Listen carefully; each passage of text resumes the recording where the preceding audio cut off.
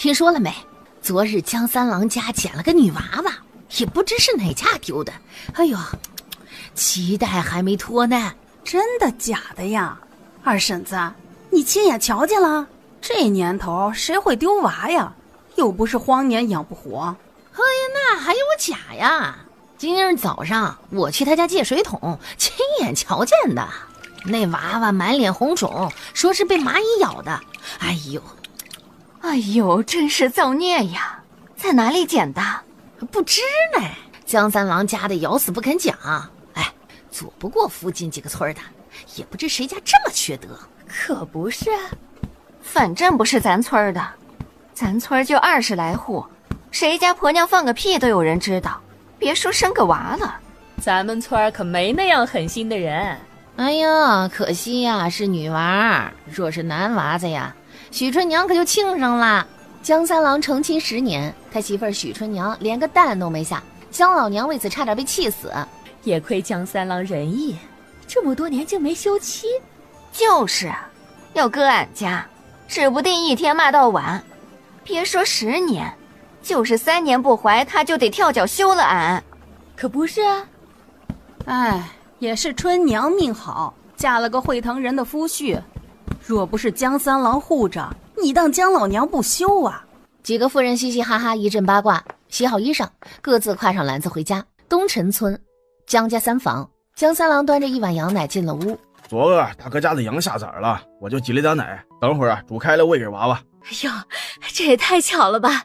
这下娃娃有奶喝了。将手中的襁褓放床上，盖好了薄被。哎呀，我去煮吧，你来看着娃。刚刚啊，他哭得好凶嘞。江三郎将陶碗递到了妻子手中，伸头瞧着床上小婴孩。哎呀，这孩子许是饿狠了呀，昨个到今儿就喝了点糖水。呼，床上小婴孩微微睁开眼，突然冲他咧嘴笑了一下。哎呀哟，小闺女会笑了。哎呀，咱闺女这是认出爹了呀。净说胡话，他才多大呀，早就认得你了。哎呀，那可难说呀，咱闺女可聪明着嘞。昨儿我一抱起她，她就不哭了，就只一个劲儿的流泪，这好似委屈的不行啊。一想起小闺女当时一脸的蚂蚁，江三郎就心疼的直抽抽。也不知谁家这么狠心，将刚出生的娃子抛到坟岗子里。啊，好，乖，没事了啊。以后啊，你就是我江三的亲闺女，只要有我一口吃的，绝饿不着你啊。三郎，给她起个名字吧。要不请陈三叔给取吧，我这一时也想不出好名啊。陈三叔名叫陈三友，是东陈村的村正。不用这么麻烦。许春娘不想让自家捡个孩子的事儿弄得人尽皆知，要不就叫英宝吧。你去北山摘樱桃遇到的宝贝。哎呀，好，就叫英宝。哎，春娘你说的对呀。哎呀，摘樱桃遇到的宝贝。哎，这名字好吉利。转眼夏去冬来春又至，草长莺飞时，小英宝已经11个月了，不仅会爬，还能扶着墙走几步。爹爹，哇！哟，英宝学走路呀。哎，累不累？哎，来，看看爹给你带了啥。江三郎从怀里摸出一个有些皱巴的青红果子，在手里晃了晃。看，要不要吃啊？可甜可香喽。英宝眼睛一亮，伸出胖乎乎的小手抱住。吃。这哪儿来的？娘给的，他老人家呀没舍得吃，偷偷塞给我了，说是啊给英宝甜甜嘴。是大姑姐送给爹娘的年礼吧？你也好意思拿家来？那咱们都分家了，被旁人瞧见，好说不好听啊。哎呀，这有啥？又不是我伸手要的，这娘给了还能不接吗？长者赐不可辞，懂不？爹爹，吃。咱家英宝真孝顺，知道第一口给爹吃。孝顺。娘。咔嚓，又咬下一块塞给了春娘。好闺女，好闺女。等爹娘老了，就靠英宝送终喽。英宝摇摇脑袋，举起小胖手指了指阿娘。爹爹，英宝送。英宝说啥呢？啊？英宝从老爹膝盖上下来，跌跌撞撞的走到了许氏跟前，扑进阿娘怀里，摸着她的肚子。弟弟，娘，弟弟。哎，江三郎这回似乎听懂了。英宝说：“娘这里有弟弟。”弟弟。2个。江三郎呆住了，忽然想起这几日妻子一直吃不下饭，还时常的干呕。你这几天总说肠胃不适，要不咱们去找姨婆瞧瞧？不可能吧？哎呀，去瞧瞧又不费事儿，就是没怀，咱们也得请个脉呀，对不对？你这几天总吃不下饭的，也不是个事儿啊。那就去瞧瞧，这会儿肯定赶不上。明日吧，明日咱们去镇上。好。江三郎抱起闺女转圈圈。哎呦，好闺女，明日啊，爹娘带你去镇上玩啊。咱们吃汤饼，再给英宝炖个蛋羹。姨婆老张氏住镇上，离东陈村约莫5-6里，步行的话要走半个时辰。江三郎怕累着妻子，准备去陈村正家借头毛驴代步。别，就这么走吧，又不是走不动。也好，那你小心些啊。昨儿个我还去挑水了呢，咋的？今儿个就不能走道了？以后你别挑了，万事啊等我回来做。这些日子春种，他天不亮就要去田里忙碌，连赏饭都是妻子送去地头的。许氏冲丈夫笑笑，摸摸自己的肚子，心底满是忐忑。英宝眨巴着眼看看爹，又瞧瞧娘，抿嘴微笑。真好，娘已经怀上弟弟了，他们一家终于又团聚在一起了。英宝搂紧老爹脖梗，将脑袋靠在他肩颈处，垂着眼眸盯着自己手腕处红色的胎记。就是这胎记让自己与爹娘弟弟永远分离，得想法子把他弄掉。前世忽然被生父生母带人找到，联手一杀。他清楚记得，你这个灾星，恶毒的贱人，怎么还有脸活着？怎么还敢活着？英宝死过一次，又重生了。哇，元宝哥哥真厉害！给，这个是麦露分的。这么多？那是，这里啊还有70几文零头，就搁我这儿了。赶明儿啊去镇上再买几只老母鸡，给你做月子吃啊。还早着呢，急什么？哎呀，不早了，这姨婆都说了，要早早的预备。江三郎扭头没看到闺女。英宝呢？去大哥那边了，说是要跟元宝学识字。这咱闺女能耐了呀，她才几岁呀，就这样好学了。那英宝前些日子就学会好几个字了，还用树枝写给我看过呢，有模有样的，比元宝写的还中规中矩。真的？那等他回来我得考考他。夫妻俩闲话一会儿，见时候不早，江三郎起身去大哥家接闺女。这会儿英宝正在看元宝背诵三字经，小鹿躺在脚边安安静静的睡觉。比他三叔小时候强，老三脑子虽灵光，但他不用在读书上啊。啥呀？你夸就夸，干啥夸一个踩一个呀？江老汉咳一声，讪讪的别过头。偏屋内，我背完了。哇，元宝哥哥真厉害！明日一早我还跟你去学堂，小鹿给你牵着走。好。江三郎这时进了屋，朝闺女招招手：“英宝，赶紧回家了。”英宝应一声，牵起小鹿，跟老爹往外走。英宝，明日还来大伯家替元宝读书。英宝10000个答应，因为他马上就能光明正大写字啦。日月交替，如白驹过隙，一晃2个多月过去了。英宝种的苹果苗已经长至8尺高，江三郎和妻子都啧啧称奇。家里小鹿也长大不少，被取名悠悠。秋收后，江三郎买了2只老母鸡，1只公鸡。在英宝的精心投喂下，后2只老母鸡也开始下蛋，每鸡每日下1枚，还都是双黄。三郎，你说奇不奇？你买回的都是不下蛋的老母鸡，可英宝喂着喂着就下蛋了，这回回都下双黄蛋。那是因为英宝啊经常挖蚯蚓给他吃。江三郎坐板凳上一个个的擦拭箭头，等今冬下雪，他就去南山猎兔子，给家人打打牙祭。可别人家的鸡怎么不下双黄蛋啊？那大哥家的鸡也喂蚯蚓呢。那大妮儿不是天天跟英宝一块挖的吗？这会儿子天冷了，我听大妮儿说，他家5只母鸡3天才捡2只蛋。江三郎无言以对，但他不能承认自家闺女有神奇之处。哎呀，没母鸡下蛋，咱英宝吃啥呀？咱们英宝这每天还得吃个蛋羹呢，是我想差了。爹爹，吃鱼，鱼。他决定提点一下憨憨老爹，没有肉，娘吃鱼也可以的。啥？吃鱼。闺女说要吃鱼。英宝连连点头。哎呦，还是美人娘聪明。原来英宝想吃鱼了。等爹回去啊，就下河抓一条啊。回到家，小闺女朝炕上一放，两口子一个烧火，一个揉面，准备做顿面饼犒劳自己。炕上的英宝很无聊，眼皮一个劲儿的往一起粘，不知不觉睡熟了。睡梦中，忽然面前金光一闪，出现一本桌面大的巨书。翻开第1页，英宝凝神仔细阅读：川河镇、西陈村、晴川县、陈甜甜。自己所在这个地方不就是晴川县川河镇吗？正沉思着，忽然一阵狂风吹来，手中书册瞬间化作纸碟，片片飞散。没能思考多久，英宝意识开始混沌。一日醒来，他脑袋里还装着昨夜的梦境。宝，吃饭喽！英宝一口口吃着，很快将一小碗吃完。宝啊，今日真乖，吃完1整碗呢。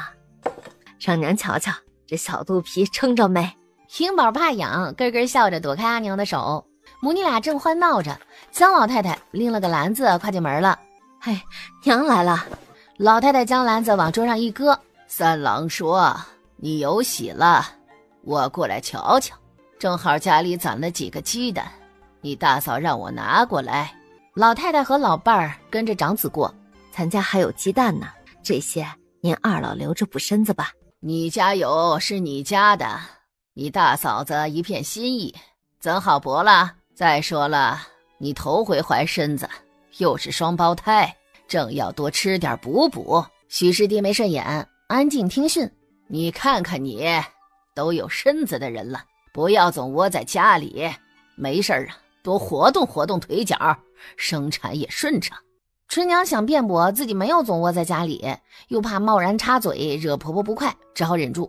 重活累活呢，你也不必做，凡事有三郎，再不济呢，就去前头喊一声你大嫂二嫂，他们总会帮你一二的。是，娘。还有你呀，以后不要让你娘抱啦，当心挤着你娘肚子里的小弟弟。英宝合上眼，意识瞬间进入一处岩洞，这是他的地盘，上辈子无意间发现的神奇地方，一个神秘洞府。只见洞府10丈见方，池水清冽甘甜，池中间还有个偌大圆形球体，正发出太阳般金色的光芒。英宝来到池边，将昨日带进来的苹果种子埋进池边松软的黑土里，埋好种子又捧水浇灌几次，英宝意识便开始模糊，很快陷入沉睡。再次睁眼，发现已经来到了姨婆家。如何？恭喜呀，你娘子是喜脉，约莫3个月了。啊，这真的假的？您可别逗我啊！您可别逗我！这还有假？三娘子啊，跟我来，老身给你听听胎息。哎，许氏站起身，望了眼丈夫，跟着姨婆走进里间。不一会儿，姨婆出来。哎呦，三郎啊，你娘子怀了双胞胎呢。这真是双胞胎？是啊，你娘子快30了吧？又是头胎，可得要紧着些。好，那怎么着急？我该怎么做？我该怎么做？让你娘子多吃肉蛋，细粮补补，平时做些轻省活，不能太受累。等7、8个月后，每餐就得少吃米粮，多吃菜蔬，以便生产顺利。还有啊，快足月时就趁早请好产婆，别拖拖拉拉，到时候来不及。双胎比不得单胎，你们可不能马虎啊！好。从张姨婆家出来，江三郎还有点晕晕乎乎，一手抱着闺女，一手牵着媳妇儿。咱们先去买2斤红糖，再晾几升稻米，熬粥给你吃。稻米那么贵，家里就剩几十钱，还是别乱花了。这才开春，离下收还有好几个月呢。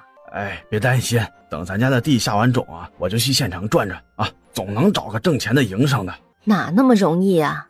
哎呀，去县城100十里呢，那到时候你住哪儿？难不成还跟上回那样睡破庙？去年秋收结束，三郎跟2个同村去县城找活计，结果活没找着，3个人差点被一群地痞恶汉给打死了。那稻米红糖这肯定得买，姨婆说了，让你多吃精细好刻画的。等夹去了再杀几只老母鸡炖汤给你喝。咱家就剩2只母鸡了，那这会儿正是下蛋的季节，哪里能杀？奶奶，宝乖，不抱，来抱抱。哎呀，乖宝都会叫奶奶啦啊！奶奶老啦，抱不动英宝啦，回头啊，让姐姐来抱你，好不好啊？姐姐抱。好，奶奶这就让姐姐来抱你。哎呀，你呀，给英宝收拾几件衣裳，带他去前院，让你大嫂帮着带几旬。你也好好养养胎啊！哎呦，真好麻烦大嫂啊，英宝儿乖着呢，我自己带就好，不费事。他可舍不得把英宝交给旁人，大嫂也不行，随便你。江流士睨了三儿媳一眼，说你哪天逃不过来，就到前头喊一声大妮儿，让他帮着照看照看。我回去了，你万事呢留心，不要爬高上低的，伤了身子。哎，知道了，娘。送走婆婆，许春娘叹口气，哎呀，英宝啊，跟娘去外头看桃花可好啊？英宝谨记奶奶的交代，可不敢让娘抱，摇摇脑袋推开娘的手。英宝扭着屁股趴滑下炕，这才将小手递给了娘牵着。院门口一株桃花开得正盛，英宝扶着树下大石头撅屁股捡桃花，许春娘则坐在旁边绣虎头鞋面。隔壁王二婶儿也端着针线婆子过来，一屁股坐在树下的小马扎上。哎呦，给英宝做鞋嘞。哎，春娘呐，告诉你一件稀罕事儿。啥事儿啊？年前儿啊，陈村郑家小儿媳不是生了吗？请了西陈村的吴四婶来接生。哎，你猜怎么着？怎么着？哎呦，听那吴四婶说，西村陈昌平的媳妇儿又生个闺女儿。哎呦，生闺女咋了？那有啥稀奇的？嘿，是没啥稀奇，不过呀，自那陈二郎家的生产后啊，从没见他抱孩子出过门儿。不出门咋啦？有人说呀，他家呀把闺女给送人了。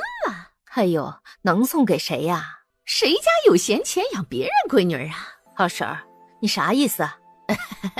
哎呦呀，我就随嘴一说，你别多心呐。英宝可是你家三郎从外头捡的，跟那陈昌平家有啥关系呢？哎呀，那陈二到底也是读过书的人，家里也不缺吃喝，哪能做出让孩子的事？你说是吧？哎，不过呀，这个陈昌平他娘却到外头说，那小闺女生下来体弱，第2天就没了。哎呦，人嘴2张皮，想怎么说怎么说呗，也不知道哪句真哪句假呀。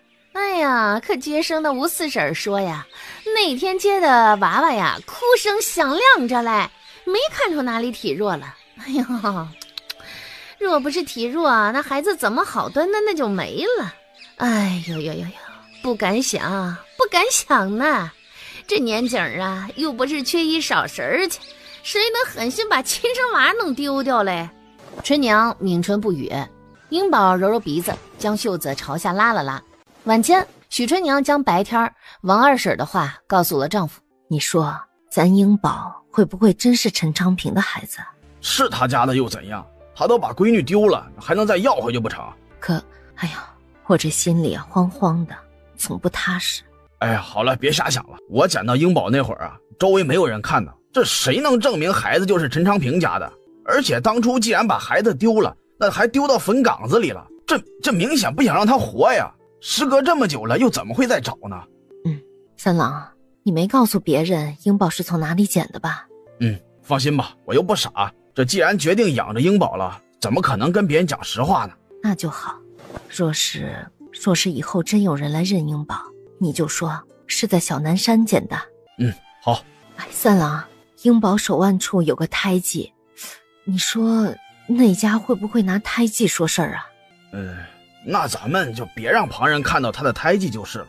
可天凉还行，就怕夏日瞒不过。好了，别想了，睡吧。车到山前必有路嘛。陈长平啊，这到底是个读书人，脸面还是要的。这英宝又不是咱们偷来抢来的，他来要那也得讲个道理。春娘们不再吭声，英宝闭眼装睡，默默地听完爹娘的对话。爹娘到底低估了陈长平夫妻的无耻，意识沉进石海。英宝蹲在池边，将手臂伸进冰冷的池水中，一遍遍地浸泡搓洗，又从石壁上抠一把屋顶制的痣，涂抹在手腕处，反复如此。他要试试能不能将胎记搓掉。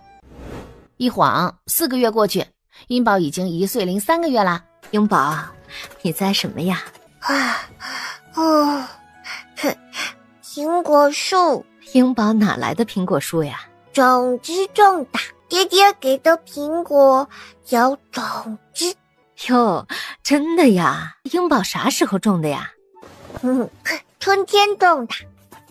说着噔噔噔跑去灶房舀水浇灌。当然他可不是舀水缸里的井水，而是借去灶房的功夫偷渡洞府里的水。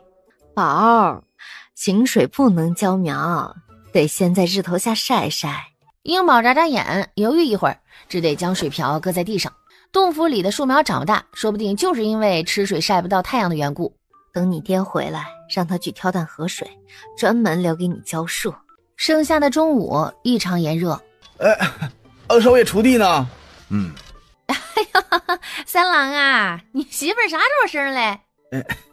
还早着呢。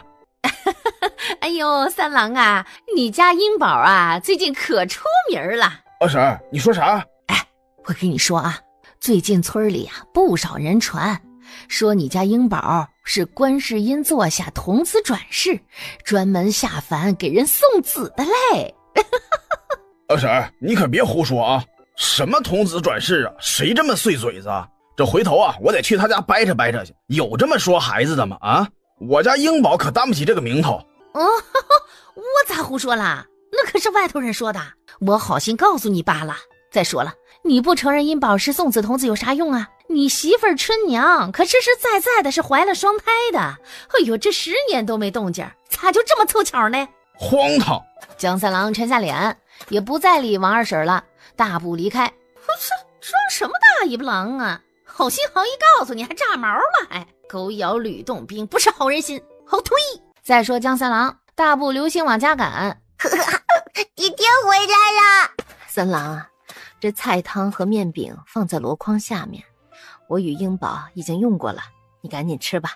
好，这哪来的鹅蛋啊？那大妮儿送过来的，拿来2个，我和英宝吃了1个，这个留给你。鹅蛋给你们明天吃，人家说孕妇吃鹅蛋呢，生了娃娃白硬。那我一个大老爷们儿吃这干啥？浪费。净胡说，你吃怎么浪费了？那我与英宝每日都有煮蛋呢，还有大侄子送来的螺蛳、小虾和泥鳅，那不差这只鹅蛋。你赶紧吃了吧，这么热的天，在大日头下锄地，再不沾点荤腥，当心中了暑气。说着拿起大鹅蛋在桌角磕了几下，江三郎无奈只好接过来。说也奇怪啊，咱家这2只母鸡最近胖了不少，那下蛋也勤快了，1天2个，还都是双黄蛋呢。这大约是蚯蚓喂的吧？大妮这几日不是经常带着英宝挖蚯蚓喂鸡吗？这鸡养的壮了，自然下蛋就勤嘛。也是。春娘笑眯眯地瞧着闺女，越看越喜欢。宝，来张嘴啊！江三郎用筷子夹一块蛋黄塞进闺女嘴里，又夹一块给妻子，这才将剩下的大鹅蛋吃了。吃完饭，一家3口躺席子上睡午觉。英宝睡不着，等爹娘睡熟，悄悄地爬起来溜到院子外头，俩母鸡跟着他一步一趋，咔咔咔咔。三小只来到一处小旱沟，四顾一圈，一个人都没有。英宝顿时支棱起来，拿起铲子铲土，铲一下收一次，铲一下收一次。很快，旱沟里的肥土被他收了一大片。等会儿哈，等大妮姐姐来呢，你们就有虫子吃呢。他得趁没人的时候多多收集泥土，方便以后育苗。宝，你做啥呢？爹爹，我挖蚯蚓给鸡吃。俩母鸡，他骗人，他撒谎，都被他自己吃了，连土渣渣都没剩。江三郎牵闺女回家，拍掉身上的泥土，给她洗干净手脸，放在春娘身边。睡觉，再敢一个人乱跑啊，当心揍屁股啊！英宝嘻嘻笑着窝在娘身边，冲老爹扮了个鬼脸儿。江三郎站起身对妻子说道：这外头太阳不怎么烈了，我去把剩下的地除了，你身子重，在家当心点，就少出门遛弯吧，然后顺便再看着点英宝，别让他出去乱跑。知道了。最近呢，那宝儿确实野了，一个不留神就没影儿，我追都追不上。回头啊，你去前头叫一声大妮儿，请她多过来跟咱们英宝玩。哎，好。江三郎去灶房灌了一罐凉开水拎上，扣上草帽，扛着锄头出了门。没多久，大妮儿就跑过来了，身后还跟着最小的弟弟元宝。三婶儿，咱们来和英宝玩。大妮儿来了，来，快进屋，三婶给你们冲糖水喝。哎，那元宝今儿没课业吗？没课业。元宝哥哥，你读书给英宝听好不好？我只会三字经，我就不该跟大姐过来。那元宝哥哥就读三字经好不好？英宝虽然识字儿，但不能让爹娘知道，自己只有先跟元宝多接触多学习，才敢一点点的表露出来。人之初，性本善，性相近，习相远。背到三才者天地人之后，元宝就开始磕磕巴巴抓着挠腮了。哇，元宝哥哥好厉害！元宝脸红了，小胸脯却瞬间挺直。快过来喝糖水。元宝，别理你妹妹，赶紧来喝口水润润嗓子。元宝松了口气儿，连忙避开小堂妹跑过去。英宝偷笑，也跑去喝水。喝完红糖水，仨孩子在屋里待了一会儿，甚觉无趣，于是又跑出院子。水田里禾苗刚刚的扎根，小鼻涕也悄悄的发芽。大妮儿和元宝脱鞋下了水田，弯腰一把把掏摸，很快的摸出一兜黑黑圆圆的小鼻涕。你们在干啥？快跑！再看你们过来，敲断你个狗腿！小兔崽子！田主任没真追，他只要把这群熊孩子撵跑就行。英宝跟着堂姐堂哥一路跑回家，还分到一小捧的鼻涕。怎么去水田了？那万一把人家禾苗踩坏了怎么办？没踩坏。英宝将10来粒小鼻涕分成3份，一份给爹，一份给娘，一份给自己。三郎，明儿还去锄地吗？咱家的那个豆地锄完了，大哥家还有2晌，只是他呀不用我去帮忙。江三郎捧着比脑袋大的陶碗喝菜粥，稀里呼噜吧几口，又加几根咸菜塞嘴里慢嚼。明儿啊，我去北山，估计啊那个种麻能割了。这北山种的麻不少啊，你一个人能行吗？要不请你大哥二哥帮帮忙？不用请他们，我一个人干，这个呀只几天就干完了。爹爹，明日我也想去。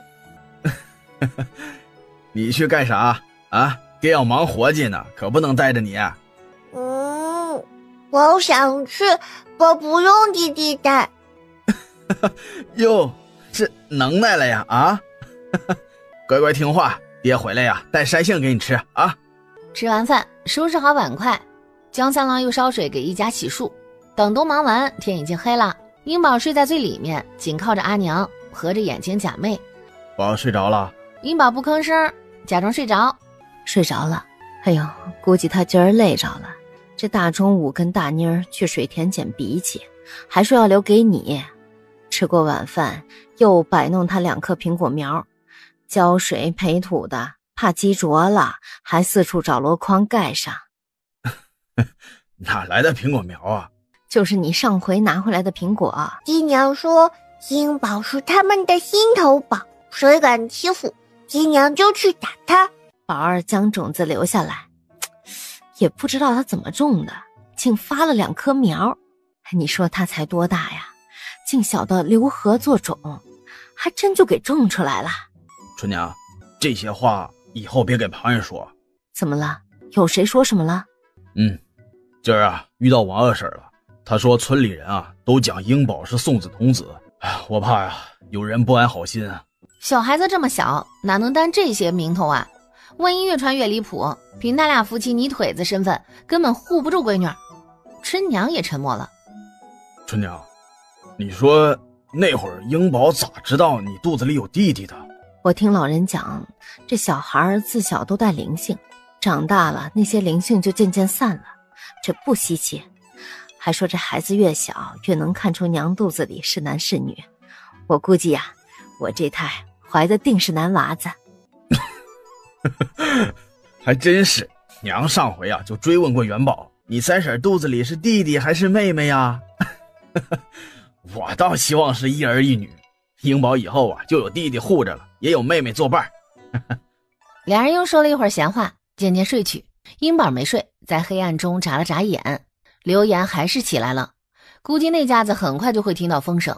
英宝将意识沉入洞府，低头查看手腕，不知是不是错觉，胎记颜色似乎淡了些，可仍旧清晰可辨，可见用无顶汁和池水洗不掉，那么就只能用另外2种办法了，要么刀削，要么火烫。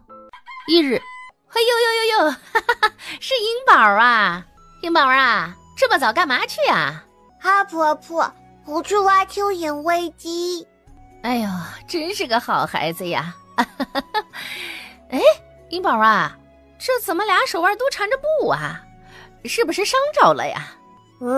没有，戴着好看。哎呦，英宝啊，告诉二婆婆，你爹你娘打过你没？有没有不给你吃饭呀？爹娘最喜欢英宝，才不打呢，会把最好吃的留给英宝。爹娘说英宝是他们的心头宝，谁敢欺负，爹娘就去打他。哎呀，哎呦，这小嘴叨叨的。王二婶脸一黑，一扭身走了。英宝朝他背影吐吐舌头，带着俩小母鸡儿去小旱沟，见左右无人，从洞府取出那罐蚯蚓，用铲子铲成几节喂给母鸡。俩母鸡咕咕的叫着扑过来，很快将几节蚯蚓吃光。英宝，想不想去北山呢？想。英宝就坐背篓里，爹背着轻省。来。北山离东陈村约么3-4里。江三郎指着一片山林对闺女说道：这一片是咱家的地，旁边呢是你大伯二伯家的，你爷爷的地啊靠近西陈村那边，离这里有点远了。走，爹带你啊去瞧瞧咱家的桑树。父女俩在林子里四处转悠，找到很多野生果木，像栗子、野山桃、野山梨。咱们现在能回家了吧？忽然一丛树后转出2只短尾鹿。爹，鹿！爹看见了。这样咱们赶紧回家找你大伯二伯呀围猎。说着转身就走。山鹿警觉，早已窜进树林不见。江三郎急匆匆回了家，将闺女交代给春娘以后，拿上弓箭和绳索出了门。3天后，江家兄弟各扛1头鹿回来，顿时轰动整个村落。我说江三儿，你这可就不地道了啊！去猎鹿也不招呼哥几个一声。哎，这不是事出突然吗？再说了，那天我也没看见你呀。你们这是去哪里猎的？北山，我跟大哥二哥追下去几10里，差点迷路回不来了都。北山啊，昨儿我还去北山砍麻呢，怎么没看到？等你看到鹿，早不知道跑哪儿去了。你们这次猎回3头，那鹿群该不小吧？没多大，就3-4头，3头大鹿带1头小鹿。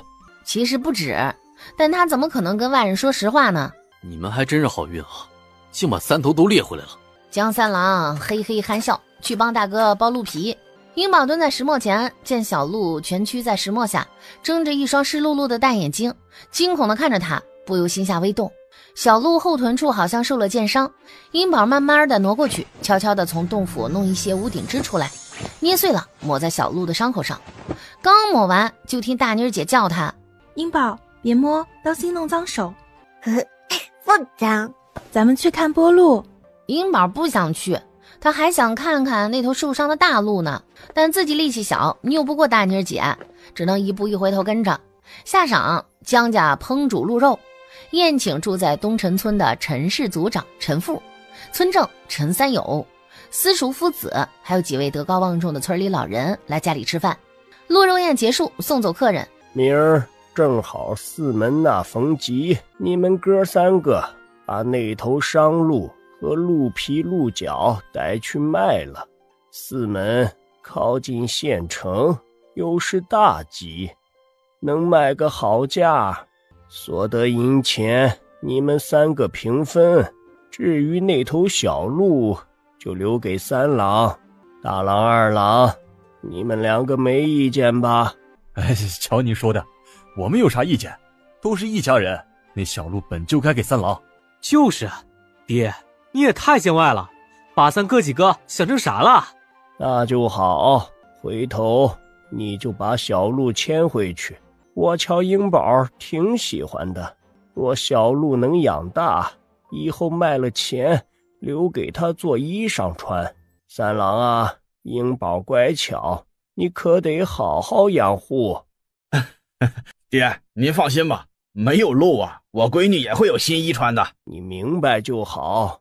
哼，咱家男娃女娃都一样金贵，英宝也是我亲孙女，以后别人有的，她也必须有。他这是在提醒3儿子，别以后亲生子女出生就忽略了英宝。您放100个宽心吧，英宝啊是我的长女，这底下的弟弟妹妹啊都只能敬着爱着。这等她长大了，那我还要给她寻个好婆家呢。净说些没边的蠢话，现在她才多大呀？快滚吧！姜三郎麻溜滚了，牵小鹿回到家，将它拴在堂屋桌腿上。啊，爹，你怎么把小鹿牵回来了？你爷爷呀，把小鹿送给咱家了，让我闺女把它养大，以后卖了钱啊，给你买布做花衣裳啊。哇，真的吗？英宝乐了，欢乐地摸摸小鹿脑袋。我一定要把你养肥肥的，给弟弟吃肉肉。小鹿惊恐后退，原来这个可怕的人类幼崽。这一夜，英宝又做梦了，他站在一片浓雾里，面前又出现那本书，书页无风自动，直接翻到第3章。英宝不敢迟疑，连忙凑上去观看，哪知没看几章，书本又化为纸碟飞去。这回英宝敢确认，这本书里描写的人物就是西陈村陈昌平一家及县城韩姨妈一家，除了没有英宝这个名字，其余都一一对应。英宝，起床吃饭了。娘，爹呢？你爹天不亮就去你大伯家了，今儿他们去赶集，不能吃。胡乱吃好早饭，英宝赶紧跟阿娘招呼一声，一手拎着小竹篮，一手牵小鹿去外面遛弯。小鹿明显比昨日行动灵敏许多，臀部的伤似乎结了痂。英宝，你放鹿啊？是啊，元宝哥哥，你这么早就去上学了？元宝点点头，上前抚摸鹿背。元宝哥哥，我可以跟你一起去学堂吗？夫子不让。我就在外面，我不进学堂里面。夫子会打你手板子的。英宝，见小堂妹不开心，元宝犹豫了一下。要不你远远看一眼，不要靠近。好啊，好啊，那咱们赶紧走吧。元宝挠挠头，只得跟上。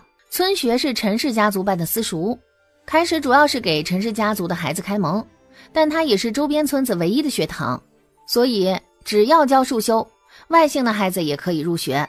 英宝牵着小鹿在离村学5丈远的地方停下，元宝依依不舍离开。别乱跑啊，等我下学。元宝哥哥好好念书哦，下学教我认字，我让小鹿陪你玩。好。元宝严肃点点头，转身毅然决然往学堂跑去。回到家，英宝满头大汗，累得不行。去哪儿疲了？琛娘从厨房出来，看到闺女四仰八叉的摊平在凉榻上，摸摸她的额头。哟，怎么了？是不是中暑了？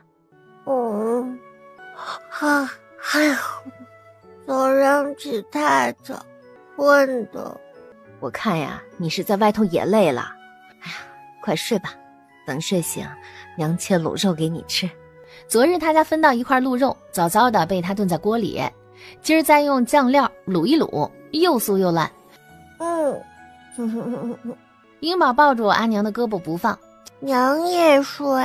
琛娘无奈，只好陪闺女躺下，拿蒲扇一下下的给她扇凉。傍晚时分，江三郎回到家，将800钱交给了妻子。你是说自己跟老母鸡一样，也要下双黄蛋了？胡说啥呢？没个正形。江三郎却认真的凝视妻子。哎，春娘，这我咋瞧你越来越好看呢？都是黄脸婆了，有啥好看？爹，怎么了？哎呀，快来快来，我有话对你讲。英宝想跟爹说什么？爹，昨夜我做了一个梦。你呀，是不是做噩梦了啊？我梦到娘今日晚间便要生弟弟，还流了好多好多的血。爹，你赶快去请姨婆来家吧。啊！江三郎一愣，下意识觉得闺女这梦荒唐，忽然想起妻子的预产期快到了，而上次闺女儿也这么笃定，说她娘肚子里有弟弟，可见闺女有几分灵性。好，我这就去镇上。江三郎急急地去东屋查看下妻子，见她毫无异样，稍松口气。春娘，我去镇上了，你在家歇着，别乱走啊。这么早去镇上做什么？天都没亮呢。这马上就亮了。江三郎转身出了屋，英宝见爹爹行色匆匆，连忙朝他叮嘱：爹，雨天路滑，你路上小心些。姨婆年纪大了，走不了泥泞。不如你去村正爷爷家借个驴车吧。好，知道了，爹这就去。你在家呀，跟着你娘，别乱跑啊。说完，冲进雨幕。江家大嫂周氏很快打着油纸伞过来，手里还拎着一罐刚煮好的白米粥。大伯娘，英宝，怎么起这样早啊？你娘呢？娘在屋子里，马上就出来啦。那伯娘去看看。英宝见大伯娘来陪阿娘，安心不少，带上老爹请人给他做的小斗笠，带小鹿去院子外头放屎尿，放完鹿用破布给他擦干身子。英宝又开始铲鸡罩里的鸡粪，清理干净鸡粪，又清扫一遍，灶房这才能进人。哎呦，你这小闺女真是勤快，我还准备让你大妮姐来做呢，没想到都扫干净了。平时都是爹娘做，今日爹爹出门了，阿娘不方便，我才收拾一回。周氏从碗橱取出2个陶碗，2双筷子。英宝，大伯娘带了粥，还热着呢，过来跟你娘一起吃点垫垫。谢谢大伯娘。不让出门，我不出门便是，怎么还劳烦大嫂带粥饭过来？大伯娘你先去吧，我一定看好娘。今儿一早啊，三郎就过去交代，说你恐怕要生了，所以让我来看看。正好早上煮了粥，想你身子不便，外头又下雨，万一滑倒了可怎么办？所以就带了点过来。哪里就要生了？哎呀，不过这2天肚子确实一阵紧一阵松的，也不知是不是娃娃踹的。周氏给弟妹和英宝各盛了1碗粥。你呀，这哪里是娃娃踹的，分明是开始发动了。哎，亏得三郎机灵，一早就去请稳婆了。哟哥，我明明我肚子不痛啊。周氏将筷子塞进了他手中。肚子真痛了，那是孩子快出来了。你这样的是开始宫缩了呀。雨还在下，英宝站在门口望眼欲穿，始终没有看见老爹回来。大伯娘，我爹还没回来。要不要请人去镇上瞧瞧啊？周氏也有点急，3弟妹肚子越抽越紧，恐怕今夜就要生了。英宝，你在家看着你娘，我去叫你爷爷奶奶，让他们拿个主意。大伯娘你先去吧，我一定看好娘。周氏打着伞回到家，立刻将春娘的情况告诉了公公婆婆。哎呦，那还等什么呀？赶紧的，让老大去西村请吴四婶来，不管三郎回不回，咱们总不能干等着啥也不做吧？再让老二去镇上瞧瞧，三郎怎么耽搁这么长时间呢？好的，娘，我这就叫大郎去请吴四婶。于是江大郎匆匆地赶往西陈村，可刚走到石拱桥，就遇到赶着驴车回来的三弟。这下也不用去请吴四婶了，因为江三郎将张姨婆请了来。是夜，英宝躺在西屋炕上，闭眼聆听东屋那边的动静。先是阿娘一阵阵呻吟声，没多久，一声响亮的婴儿啼哭响起。又等了片刻，另一道婴孩哭声传来。哟，2个小子呢。三郎，明天去亲家报喜，你可要放20个红鸡蛋喽。20就20。哎呀，英宝捂住了脸，眼泪簌簌而下。他又能见到弟弟了，这辈子自己一定要护好他们，不让爹娘早逝，不让弟弟落得那般下场。英宝，走，快跟爹去瞧瞧你弟弟。哎，走，看弟弟去喽。江三郎举着油灯进来，喜滋滋的抱起小闺女往东屋去。奶奶、大伯娘和姨婆都在。哟，长得一样呢，瞧着眉眼长长的，长大一定是个俊后生啊。好可爱呀！爹爹，谁是大弟，谁是小弟呀？江三郎指着一个脸盘稍圆的婴儿说：喏，这个是小弟弟，那个是大弟弟。英宝嘿嘿的直乐，真好，小弟弟小脸红扑扑的，一看就很健康，以后肯定跟大弟弟一样聪明。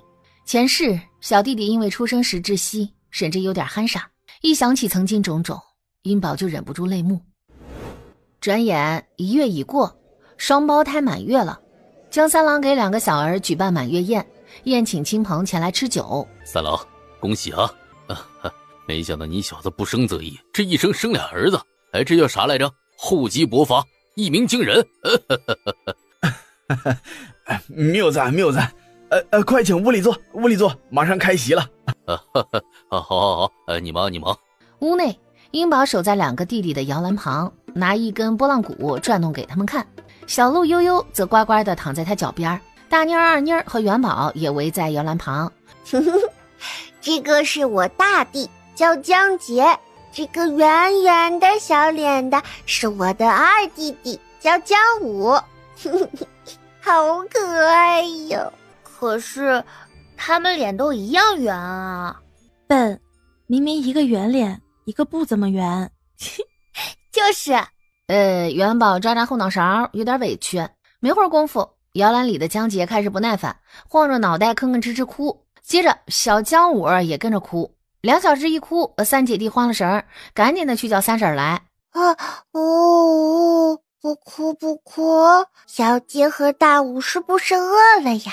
别着急哦，等阿娘来了，你们就有吃的啦。不哭。春娘匆匆的赶来，吃饱喝足，2小只乖乖的睡熟。你呀，带孩子歇着吧，刚出月子，别累着了。外头的事儿用不着你，有你大嫂和二嫂呢。那好，我就躺一会儿啊，灶房那边麻烦大嫂二嫂操持了。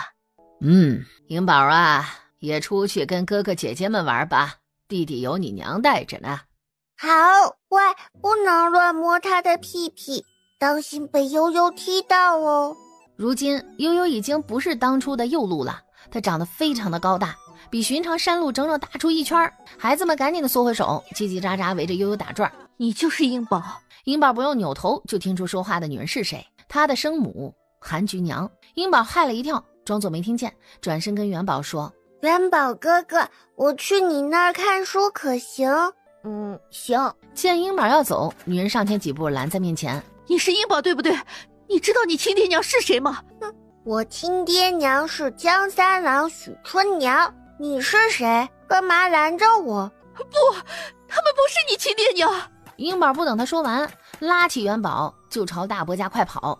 哼，坏女人！韩菊娘顿时呆愣当场。英宝一口气跑进大伯家，见堂姐堂哥悠悠都跟过来，连忙让他们关上院门。英宝捂着胸口，气喘吁吁，脑子有些混乱。这个女人怎么这么早就敢过来？英宝干嘛骂她呀？她敢挑拨离间，就是个坏女人。哦，要不我们去找三叔？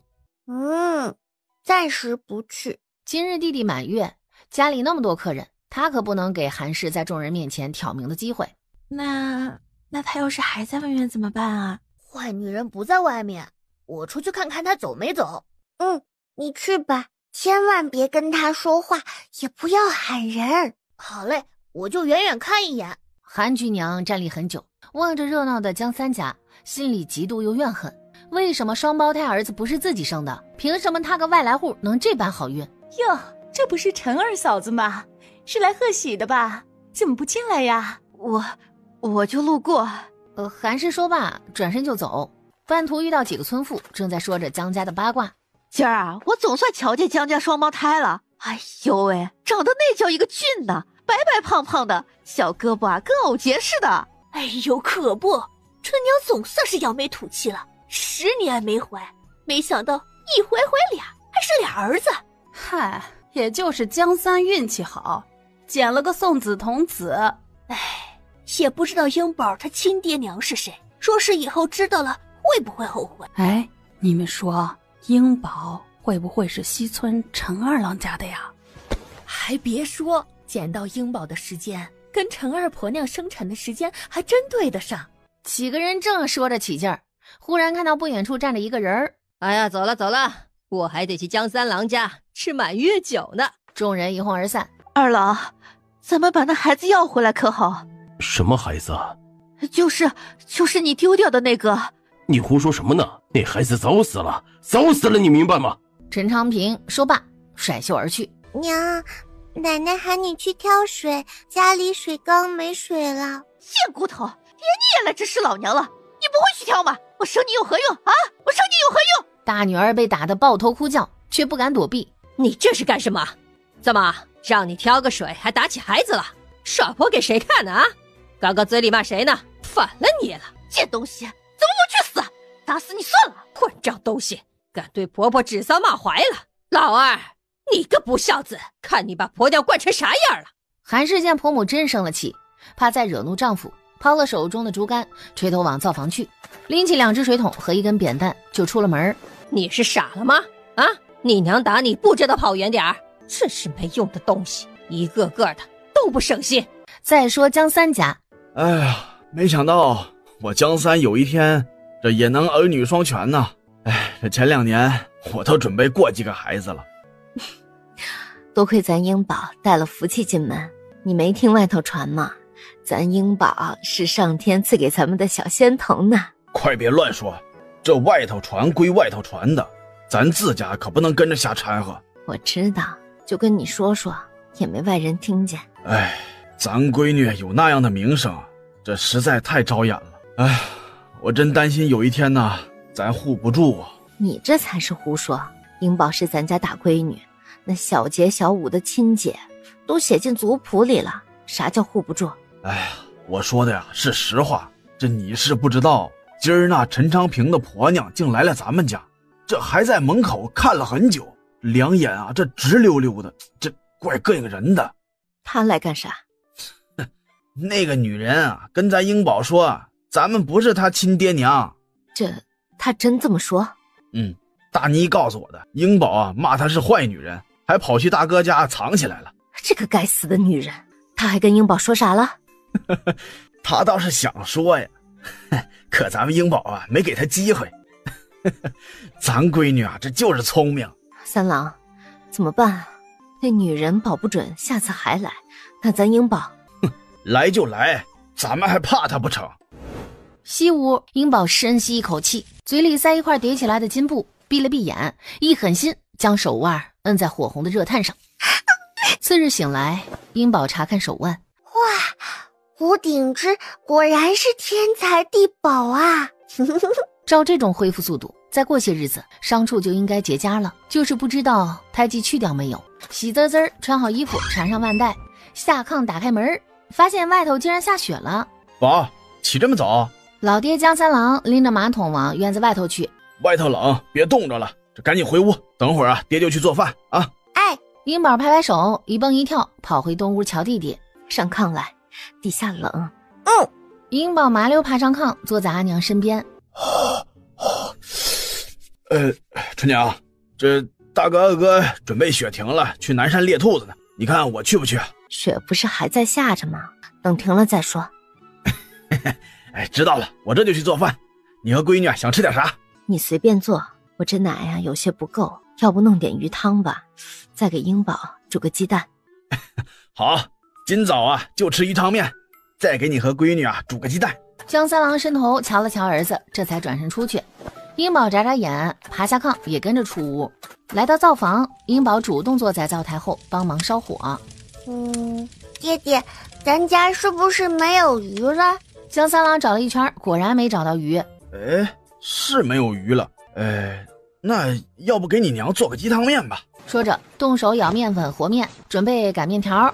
爹，吃过饭，咱们去河边钓鱼好不好？行，回头啊，我去你大伯家借个抄网。估计啊，啥也钓不到。不试试怎么知道呢？他有无顶汁呢，小鹿和鸡儿都抢着吃，万一鱼也喜欢呢？对，我闺女说的对，这不试试怎么知道呢？对不对？吃过早饭，收拾妥当，江三郎正准备出门，就见小闺女噔噔噔跟着来了。爹，你带我去嘛？不行，外头冷，而且啊，这河边滑，掉河里咋办？我要去，说不定我比爹爹会钓鱼呢。你个鬼丫头！好，带你去，不过到那里了得听话，不许乱跑啊。江三郎背着背篓去大哥家借了抄网，便赶往川河边。不过他身后却跟了3个尾巴。我们这么分没问题吧？我同意，大鱼是冲英宝来的，没有大侄女，咱们也捕不到这么大的鱼呀。三郎，你说，哥哥们都听着呢。我这人呢说话直，大哥二哥啊千万担待些。但啊，这事关我闺女，我不得不有言在先。咱们哥几个呢是自家人，说话呀没什么顾忌。但在外面呢，千万别说大鱼是冲英宝来的，你们侄女还小，我怕呀有人编排什么不好听的传出去了。明白了，提醒的对，我倒忘了这一茬，以后哥哥们都会注意的。二哥，我就在你们面前说一说，不会在外头提一句。三郎，你放心。好，那弟弟多谢哥哥们体谅了。这算啥体谅不体谅的？倒是给咱们提了个醒儿，回头我就交代二小子一声，让他不要出去乱说话。好。揣上钱回到家，江三郎立马将事情始末说给妻女听，还把属于闺女的那一份钱拿出来交给他。哦呦，英宝乐滋滋的收了。你们说这江家哥几个咋就这么好运呢？先是录到玉群，猎到3头鹿回来，这会儿又捕到鲟鱼，真嫩大一条，那是大江大河里才出现的吧？咋就跑到咱们这四不像的小川河里了？哼，还不是江家有个小仙童呗，运气当然好啦。哎，你别说啊，还真是这么回事儿。你看江三那婆娘10年没怀，这刚捡了英宝没几个月就怀上了。这不服都不行，江家算是发了。嘿嘿，就是小仙童也该惠泽旁人了。所谓雨露均沾嘛，总不能一直那一家降福吧？就是啊。哼，你们都省省吧。仙童吃你家饭了，喝你家水了，还是穿你家衣裳了？切，别一个个的都做美梦了啊！哎呦，你说的太对了。嗨，你们聊吧啊，我回家去了。耶，有人被这话一激，马上想歪，一拍脑袋，拔腿就跑了。于是某天，英宝牵着悠悠出门的时候，刚走出大门没多远，就被3、4个孩子围上。他们二话不说，每人塞给他一块食物。宝儿啊，冷不冷？我不冷。英宝每天都吃一把无顶汁再出去，身体暖融融，一点都不怕冷。娘怎么觉得你长高了？真的吗？哎，嘿。英宝跑到墙边站定，用手比了比上次的印记。哎，果然长高了。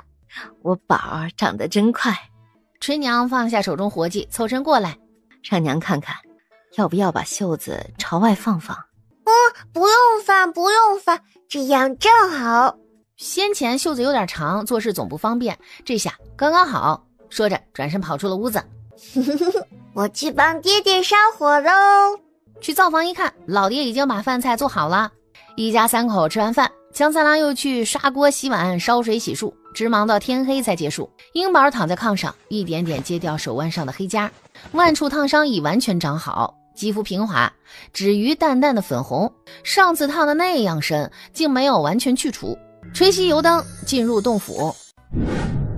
三叔，啥事儿啊？三叔，您快去看看吧，二叔发烧不退，今早咳嗽了。啊，这好端端的怎么就咳血了呢？昨儿看着不挺好的吗？不知道嘞，昨儿我听到二婶和二叔吵架来着，他家晚饭也没做，二妮和虎子都是去咱家吃的。江二郎离两兄弟家不远，中间只隔了几户。叔侄二人还没到，已经听见冷氏的哭嚎声。你爹咋样了？我爹昨日喝了药就好了，就是还有点咳，今早起来吃了2大碗米粥呢。江三郎放下心来，二嫂，外头冷，赶紧回屋吧，这别冻着孩子了。冷氏一见江三郎哭的那更大声了，边哭还边数落着，说自己命苦啊，嫁个男人也没用啊，连累孩子受罪呀。江三郎见他越说越不像话，气得扭头进了屋，就见爹娘和大嫂周氏都在。三郎，回头送你二哥去镇上看看，你大侄子已经去借驴车了。二哥，你怎么样？胸口难受，没力气。你为二弟喝点粥吧，昨儿他饿了1晚，能有力气吗？唉，来，先喝点粥暖暖，等会儿啊带你去镇上。不一会儿，大侄子江成赶着驴车到了门口，把这个带上，给老二看病用。你二哥怎么样？不太好。那郎中怎么说啊？郎中说是肺疾，开了药让先吃着，等一剂吃完了再去瞧瞧。